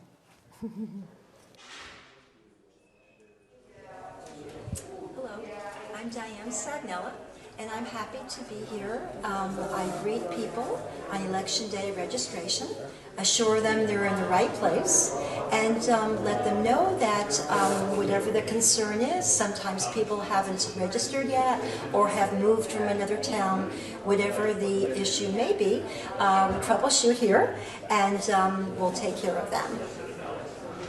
Hi, I'm Abby. I'm one of the assistant registrars here at EDR. I'm Al Sagnella. I'm the other assistant register. And what do we do? And today we are doing same-day registration for election. So if you are not registered to vote, you can come on the day of the election and you can register to vote and also vote here. So it's for anyone that has not been registered, you can register here. Al, how many have we done? Well, we did about over 20 so far, and we're expecting to do quite a bit more as the day goes on. How does that compare to the past? From, was it 2 years ago? Yeah. We're doing a lot more. Yeah. It's a better average right now. I'm Walter Kowecki, and my job here is checking on people's voter registration to see if they are in fact registered to vote in a different town, or if they're registering for the first time here in Brantford. If they're registered in another town, I have them fill out a voter registration card and a ballot. We put it aside and check to see it, make sure that they're not active and haven't voted in the previous town they're moving from. And if they're a new voter in town, we register them, give them a ballot, and then they go and vote. Dave Phelan here, working election day registration, doing voter verification. So if a voter is registered in another town, previously registered in another town, I get the information, I call that town to have them taken off the list so there's no way they could vote twice. And verify that with the registrar of voters in the other town. Once that's complete, we are able to put the ballot in the box to be counted. Hi, I'm MJ Kenley, and today at Election Day registration, I am putting in the districts, the names, the addresses, date of births, and previous towns individuals lived in. And she hands me all the information that she gets from the voters, and I file it in envelopes, and so we're keeping track of everybody that comes here today. Hello, I'm Dottie Stenger. I'm acting as machine tender today. The ballot is given to the voter. They go to a privacy booth here behind me, or in front of me, and fill out their ballot. If it does not need further verification, they then put it into, well, they do put it into their envelope, make sure everything is signed and sealed, dated, and they put it into the box.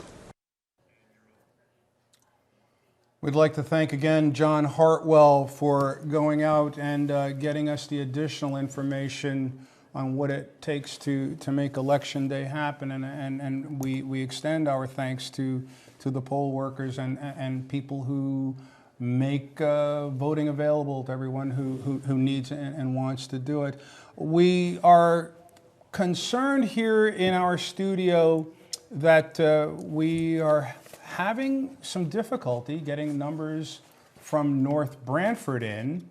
So what we are trying to do is go up the chain of command a bit to see if Vin Candelora has better info than what we're getting, because as you know, Lonnie, sometimes when you're in the party, you find out when the party's happening or when it's over. Yeah, you get the numbers first. you find out numbers. first. Yeah. So maybe what we can do with the number, well, we can let you know about some of the results that we are aware of. And we should say that we're hearing that the Democratic chairman of Brantford, who also works in the state senate, is pretty smart about understanding numbers. Yeah.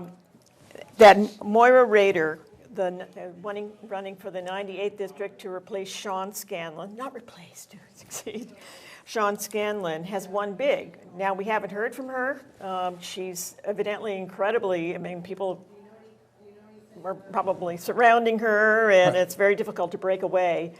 And I saw her actually Sunday, and she was exhausted. And so I can just feel that she's probably really enjoying this moment. I can't imagine the joy and exhaustion all at the same time. Yeah, all at the same time. So. But congratulations to Maura Rader in her race against Rich DiNardo in the 98th Assembly District. We've gotten good information that she has won her race. Earlier this evening, for those of you who weren't tuned in to us, we had Ray Ingraham, the Republican, running against Democrat Robin Comey in the 102nd Assembly District. Ray conceded right Yeah. here on our air, and we thanked him for sharing that information for us and for the good run that he made, and we got a chance to speak with Robin Comey, who was pretty much smiles on this evening. We see that the representative from Short Beach is quite happy to be headed back to Hartford. For those of you who weren't aware, where Vin Candelora ran unopposed in the 86th Assembly District, so we called that race early. And Vin's been wonderful. Vin, knowing that he wasn't all tied up tonight, has made himself available for some good information from Republican headquarters for the state of Connecticut, election headquarters up in Waterbury, where we also got information that Johanna Hayes, last time we checked in, was leading George Logan in the Senate race. In the race for the congressional seat that Representative Hayes would like to hold on to following her challenge from State Senator Logan. So she is ahead there, and we hope to hear from Vin again. So remember, our numbers at the bottom of the screen, unfortunately at this time, we do not have totals from North Branford included, but you know, if you every vote counts. But let's remember, Branford has 28,000 people. North Branford is about half that size, at 13 to 4, somewhere between 13 and 14,000. So please, let's keep it all in perspective as to how many votes we are talking about, as well as, you know, the greater portion we are able to report on pretty accurately. So we hope to have Vin up in a minute.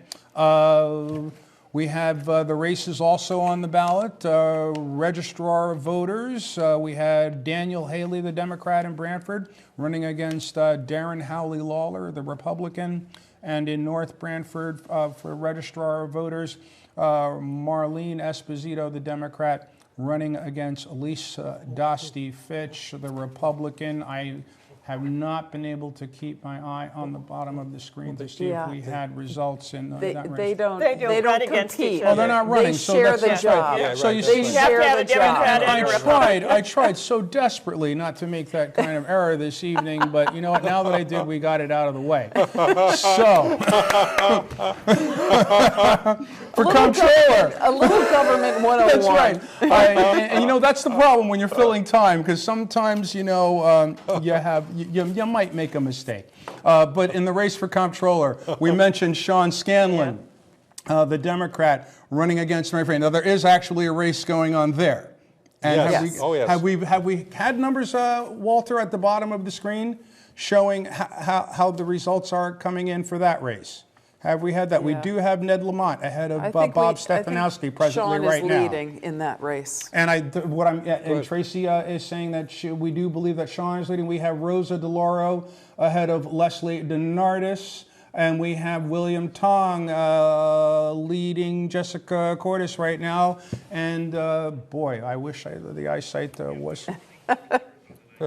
I think the people at home can see the lower thirds better. Way better than we can. Yes. It's like they're in Minnesota. You know, and with no commercial break, we didn't get a chance to move the monitor closer to us. Yeah. Oh, like, you know, we're going here. And I wanted to get up and walk around in front of the table and pull it closer because, you know, the numbers are so critical here. So the people at home can see what's going on. That's why we've taken the opportunity to remind you whenever we can. Unfortunately, we don't have all the North Branford totals in with the Branford totals. But thank the good Lord, we have Vin Candelora joining us from Republican state headquarters again to give us the latest on what he can. Vin, what can you tell us new? Let's start with the hyper-local focus we have here at BCTV and Totoket. What's going on in North Branford tonight, Vin? Yeah, I mean, I think looking at the numbers in North Branford, it sort of stayed where we thought. The margins, you know, went Republican. And so we didn't have a lot of contested seats there, but it certainly, is making the probate race kind of interesting. I'm hearing that race is still sort of a dead heat with Al Apolito up by 65 votes, and we're still waiting to hear on the absentee ballots. Great, great. Vin, what can the latest you can give us on the Hayes-Logan race? We heard that Johanna Hayes was leading George Logan. Any change in that? Yeah, we haven't heard. Right now we've been focusing on the local, but in the cities, in New Britain and in Waterbury, the performance has been not what we thought. So we think that race, is still competitive. Competitive. So the cities. So right now the cities have reported, but all of the rest of because that's such a diverse district. Right. I mean, it looks like in Waterbury he only lost by about I think it was under 1,000 votes. There's a tight margin, so the numbers are looking tight. Good for him. We're going to be getting an update actually from that campaign in about 5 minutes. Oh wow! So I don't have that information yet. We'd like to hear that. So you know what we're going to ask you, Ben, is to come back and give us the results of that as soon as you can, because we want to share whatever. I don't. Statewide. I don't think you were aware of the issue we were having with our broadcast here and why we started at the top. We were having problems getting our totals in from North Branford. That's why we were going to you, trying to hear what because we know you've got better sources than we do. Right. I mean, so roughly the margins, in North Branford, I think was about, 3,200 went Republican and about 2,000 went Democrat overall. What was the general margin for most candidates? So I think Senator Cohen, overcame that deficit with her other communities.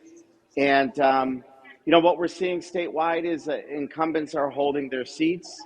I think Fairfield County in the 4th Congressional District is more of a bellwether friend for the Republicans, so we're still having a tough time penetrating there. But statewide, things seem to be status quo. Great. Okay. Vin, thank you so much for that update.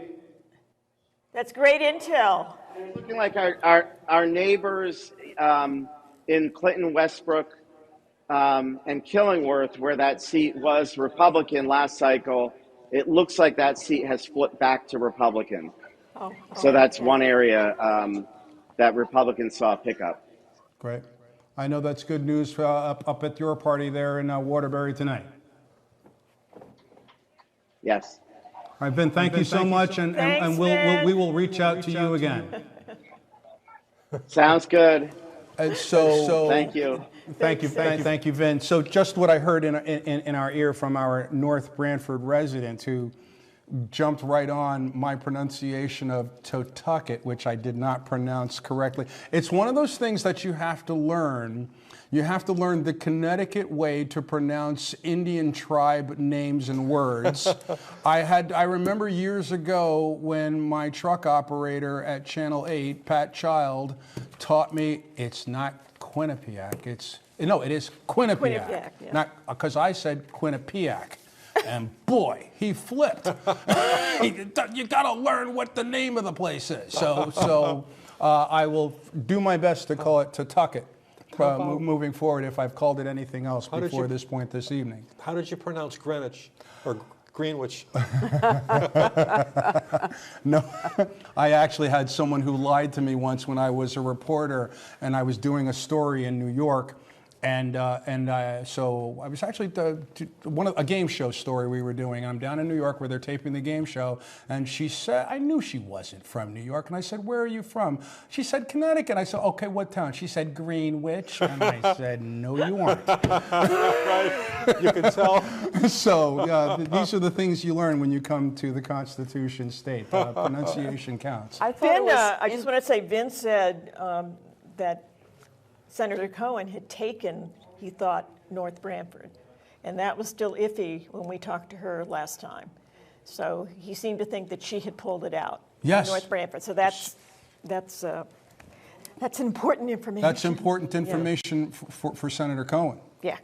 Yeah. Great. Yeah. So she was feeling iffy. And our it looks like our she's pulling it out. viewers may feel a little better than the senator does at this point if she hasn't gotten that information. I also Tracy, thought it tell us. was interesting that the Representative Candelora said, you know, it did not go as the Republicans had hoped it would go. So I'm sorry to say, but Guam, may not have been the way to call this election, Frank. Frank, you're going to have to find another island. Yeah, we'll have to wait and see. We'll see what happens because it's so hard to get the numbers in from all these various towns to inform people and the absentees It's a lot to that do. are going to be still to be counted and included. Well, and I'm amazed, not just here in Connecticut, how it all does come together. I worked as a reporter in Indiana for a few years. I've worked in news in New York. I worked here in Connecticut for a number of years, and just really looking at it's this organized mess comes together. And I see and understand why people who want to be suspicious, it's easy to be suspicious about it because it's quite a process. There's so many moving parts. Yes, there are, Frank. And you admit that, but I think both my Democrat and my Republican analysts can agree that it works. Can you not? It works, yep. The It best does, system. as long as people accept the outcome and trust that there is a process that is done properly. And there are a lot of election workers who get quite upset when people think or they are talking about elections being stolen. Because these people are volunteers, you know. And they're trained too. They're people don't trained. understand. They don't just show They up on the dedicate day. an They do all the entire training. day. That's right. Exactly. Exactly, And they take great pride in being able to perform that duty. And be accurate. Right. Yeah, it's true. Yeah. So talking about that, we've got, and we're going to show some folks, take a little break from us yakking, Gladly. because just talking to you've just teed it up. So polling workers and who they are and how proud they are, we have a package. One of John Hartwell again talked to several of them. So can we roll that? We're here setting up for the election tomorrow. I'm Chris Collins, and I'm the moderator in the 3rd District, which is the district where Short Beach is a main part of it. We are in the Orchard House, which is our polling place. We're setting it up, and I'll show you how the process works for a voter. The voter comes in and comes to this table on the left, which is the checkers table. There are 2 checkers who take their name and their address, and they are checked off on the list. From this desk, they go to the ballot clerk's desk, where Peggy Carpenter is. Yeah. Hi, I'm Peggy Carpenter. I'm one of the assistant registrars for the 3rd District. So after they're checked in from voting, they come over here to the ballot clerks, and they're given their ballot, and they're given a privacy folder, if they'd like.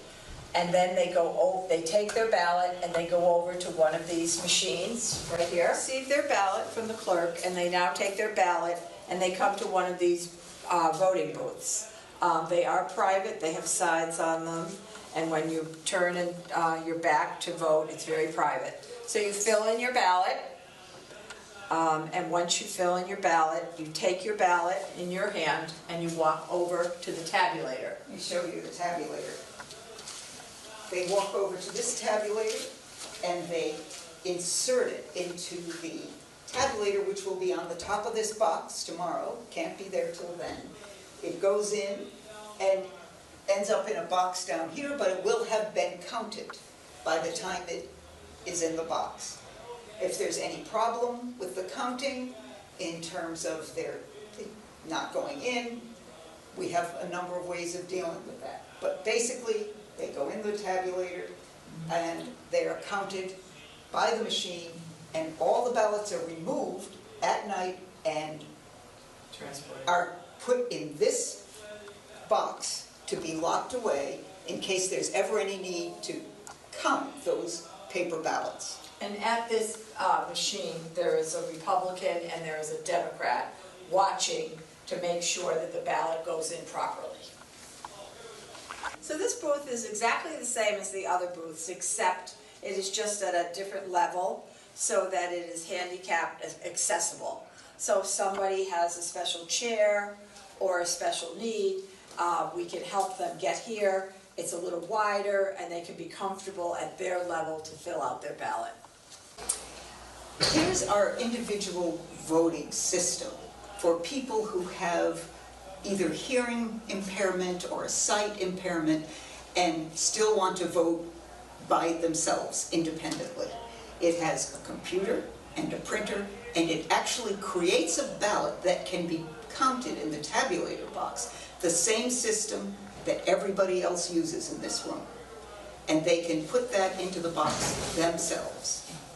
Yeah, it's a nice way for people with those impairments to be able to really be able to vote all by themselves without help from someone and someone else knowing what they're voting for. So after you vote, you get a sticker, which is always very special. And then mostly what we do want to say is, please get up, come out and vote. Again, we would like to really thank the election workers who have done everything that they could to make this all work today. And it does, even though we're not getting all the numbers we want, they did their part. The voting part got done and successfully. And as both of you mentioned earlier this evening, I am relieved because, you know, news tends to shine a light on the bad. And the instances in other parts of the nation where poll and election workers have been threatened or harassed, some of them to the point where they felt they had to quit for their own personal safety, for the safety of their families. I'm glad we're not having any of that mess here in Connecticut. I just, at least we haven't had any that I've heard reported so far. I don't think there's ever been any. Did you ever hear, Tracy, of any? No, I haven't. Yeah. Which is, thankfully, that is the case. Yeah, that's good. So keep it that way. Right. Sure. So we are also getting word, we got word a little while ago, Lonnie, that Maura Rader has won. Is that correct? Yes. Yes. And apparently, it was quite a. I'm hearing that there's quite a party going on over there, or about to go on. Here we have the results up here. Maura Rader, the Democrat in the 98th Assembly District, with 1,322 votes from Branford against Rich DiNardo's 1,115. Now, we don't know. We haven't seen Guilford. We haven't seen Guilford numbers in yet, but again, we're hearing the end result is positive for candidate Maura Rader for a tough race where she stepped in as Rich DiNardo, the both of them starting out with clean slates, going for the gold, and it looks like Maura got it. And she had to run her primary, so she's won. This is her second. Yeah, going from the Board of Ed to suddenly. I think she's going to enjoy sleeping in tomorrow, perhaps. Oh, and she has 4 children. Oh, so well, there goes the sleeping in. She's a very busy lady. That's right. Perhaps after the last high school graduation she'll get to at some point. But I wanted to go back. Can we get that graphic back on the question, please? Because we spent a bit of time talking about the question that everyone had on the ballots this year, whether the state of Connecticut would move to early voting. And it looked, from the numbers that we saw, we don't know what North Branford thought of it, but in Branford, I think I have the totals written here somewhere in my vast notes. Yes, the question on the ballot, well, yes, 6,206 for yes, that the Constitution of the state shall be amended to permit the General Assembly to provide for early voting. No answer on that received 4,038 votes. So we see how Branford felt about it. We don't quite know how North Branford felt about it. Maybe I think we're going to get one more hit with Vin Candelora. And well, we're waiting for Maura Rader to call us. She's apparently Maura, I think at this point is found a quiet place. Yeah. to share what she can, because I'm thinking the place where she was 5 minutes ago was very noisy, with perhaps party hats and confetti. Champagne. Champagne. Yeah. Well, I hope we haven't gotten Yeah. too deep into that. It's still a bit early. Just but on the early voting, if you wouldn't mind, while we're waiting for Moira, Yes. if she's going to be able to dial in. It's interesting to note this is about 10,000 votes. That's about half of the actual registered voters in Yeah. Brantford. So the turnout the was heavy turnout in Brantford. well, but it showed probably for this election. I don't have the comparisons to prior years, but if you're looking at Brantford's total registered voters, it's 23,000, and the early voting is about half. Yeah, but that's only Yeah. for part of Brantford, right? That's the district only extends to Pine Orchard and the Hotchkiss Grove, right? No, I this think was it on was- this was question. all This is all of Brantford. Brantford. Oh, no, that was on This is everything. across Yeah. I think the- so, these unless it results are was- from Brantford's 7 districts. I thought you were talking about Yeah, I believe it was the 7th. Moira. Okay. No, you're Yeah. right. No, you're Right, right, yeah. No, Tracy. we're talking about Yeah. the, You're right, the early Tracy. voting question. You're right, that's very late. But I don't think that's representative because, the question was way off to the right. Yeah. It wasn't on the main columns, Yeah. where the candidates are. It was, you got to look way over, and there were a little tiny circle to, so I think that's what happened. People didn't see it. 'Cause Well, I'm sure more people voted than, Frank, where would you propose that it be put on the ballot sheet? well, I thought, Leon, it was a little bit too far over to the right. I mean, it should have been in the middle. I'm partially going to give you a hard time, but we read from left to right, Frank. We start with the governor. How did they we end do with it the in question, Guam? yes Do or you no? know? Guam, it's all the way, the first item, Lonnie, on the left. You can't miss it in Guam. What do you want it on the other side, and then you'll say people missed it? You can't do that. Yeah, True. So True. Just giving you a hard time. That's all because, Well, we I can take it. did we get Moira yet? Moira, to hear how things went for her this evening. Is that possible? No. I saw. Okay, I think okay. we're going to, Lonnie, let's go for one last hit to Vin Candelora. Yeah, that if sounds our good. people can make that happen in the back. Oh, wait.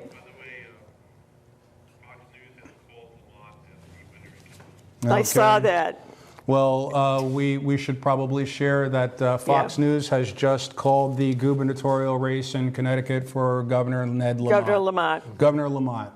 So, congratulations to Governor Lamont Yep. and all of his supporters on their efforts. They've gotten what they wanted.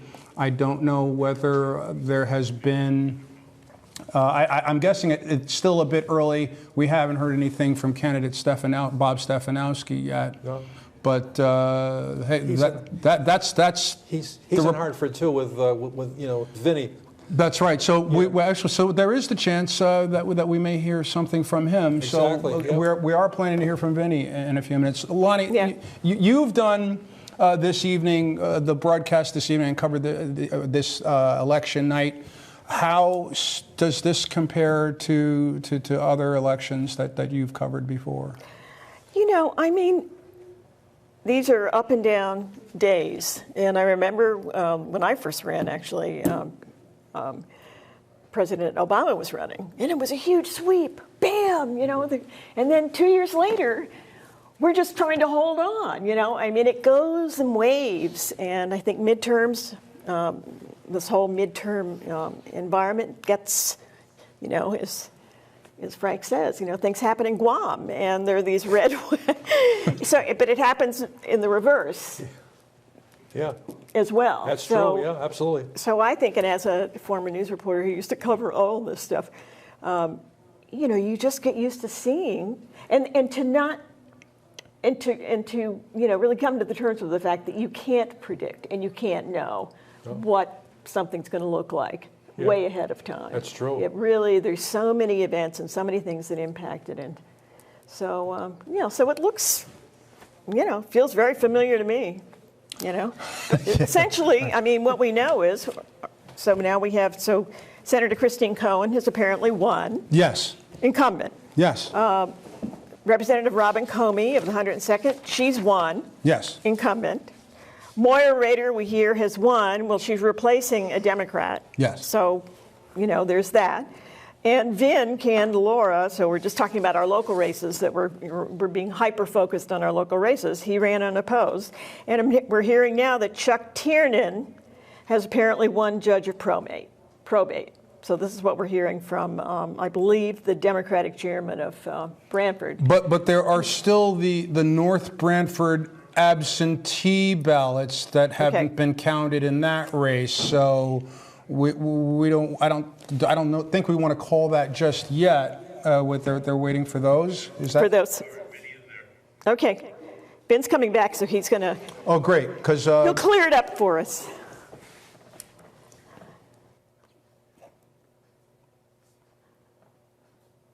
Vin has been, there's Vin, being very helpful to us again. Hey, Vin. Vin Totoket here again. We're going to call it the Vin Candelora Show, just so you know. So what can the minority leader tell us now? Give us an update, please. Yeah, I mean, it's still coming in slow, but generally speaking, what we're seeing, at least statewide with the House seats, is that most incumbents are holding on. So there haven't been any upsets on either side. The open seats, Fairfield County, it looks like there might have been a pickup for Democrats in Greenwich, and Republicans had a pickup in Clinton. So we're still waiting. I think the 42nd seat, which was in Eastern Connecticut and had to move out to Fairfield County, we might have lost that seat, but we're still waiting on those numbers. And any updates on judge of probate? We're hearing from Brantford that it's Chuck Tiernan, but what are you hearing?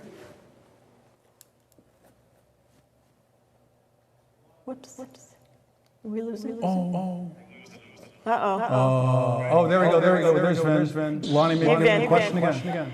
Did you hear my question about Incognito? And so the Democratic chairman of Brantford is saying that Chuck Tiernan won judge of probate. What are you hearing? I haven't definitively heard that, but I am hearing that, after the ABs, I think that's correct. Okay. Thank you. But we just don't have final tallies anywhere. It's odd this year why the ABs are coming in so slowly, but most districts are waiting on the absentee ballot tallies, and that's what's holding everything up. That's what we had heard as well here. That was happening in that race for probate, Judge, but it's happening in other races too. Many. I think we're probably under 25% that are in right now, which is unusual.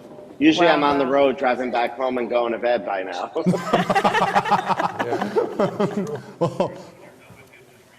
Drive carefully. Yeah. Great. So, Vin, we thank you so much for being our eyes and ears in Waterbury. And we know, I think I'll just ask you one more time, because we know the nation is focused on the Hayes-Logan race. Before you sign off, what's the last word you've heard on that one?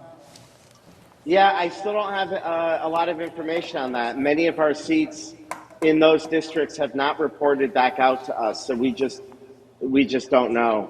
It's still slow in coming. So, Vin, what should people do? Should people wait up or go to bed and then pick it up in the morning, Vin? Give us some advice. Yeah, I think. What are you going to do? I give it till 11. I'm giving it until 11 o'clock, and then I'm going to head home and go to bed. Vin, I like that 11 o'clock bedtime. We're going to share that. That's been shared with everyone. People take it or leave it, but we know what Representative Candelora is doing tonight. Vin, again, congratulations. Thank you. Thanks, Vin. Thank you. Lonnie, Lonnie, you want to give a recap? You just gave one a little while ago, so we can let people know what we are able to tell them before we go off the air this evening. Okay, so again, we were being focused hyper-local, and but we will lead with the fact that Fox News is calling Governor Ned Lamont the winner in that race. So we know that Senator Christine Cohen, the 12th district, has won. We know that Robin Comey, the 102nd district, has won re-election. Moira Rader, we were hoping to hear from, and this is all new to her, so she's not been able to get to us, but we're hearing that she's won the 98th district, and that was Sean Scanlon's seat, so again, a Democrat is succeeding a Democrat. Vin Candelora, who's been so generous tonight, he ran unopposed. And he is agreeing that he thinks that the information out of Brantford from our town chairman, the Democratic town chairman, is correct, that Chuck Tiernan has won judge of probate. As Vin said very succinctly, that no upsets that he was aware of this evening. So I would take it that Paul Ciccarella has won handily against David Bedell in the 34th Senatorial District in that race. So we would like to thank everyone who joined us this evening. I'd like to start with Tracy Everson and Frank Toohill. Tracy, our Democrat, and Frank, our Republican analyst. Thank you both so much for your insights and for taking the time to share that information with us this evening. It was great to be with you both tonight. And It's Tracy, great to have you both. I think we actually had a little fun here. Yeah, we did. Yes. And I just have to say, I think it was a blue wave. It is. Locally, I agree with Frank, you. I think locally right here in our little Frank, world. when you stand on the island of Guam, you look around here, what do you see? Water. So Tracy was in the Cayman Islands, you know. No, Frank, just giving you a hard battle time. later. Just giving you a hard time. We thank both of you so much. Yeah, You're thanks welcome. so much. It's a pleasure. Great. It's great. Great. It was fun. It's great to be here with you all. And Lonnie, thank you. Thank you. This was fun. And you know what? I look forward to the next election. Me too. Me Right. too. And I have to say, you know, about the legislature, these two parties have been working very well together. You know, so I think, you know, some people are going to be disappointed, but the reality is that we've done bipartisan budgets, and there's a lot of bipartisan legislation and agreement coming together, and so, you know, I think we're going to be fine. And I want to thank everyone who works at Brantford Community Television and Totoket Television. People were at polling locations throughout today, at party headquarters for election night tonight, helping to bring us information. We have our engineers and our staff here in the studio who helped to get us all on television. And we want to thank all of them. We want to thank all of the viewers, those who voted, those who didn't. We respect and appreciate all of you just the same. Thank you for joining us this evening at Totoket and North Brantford, Totoket TV and BC TV for our election night coverage. Good night.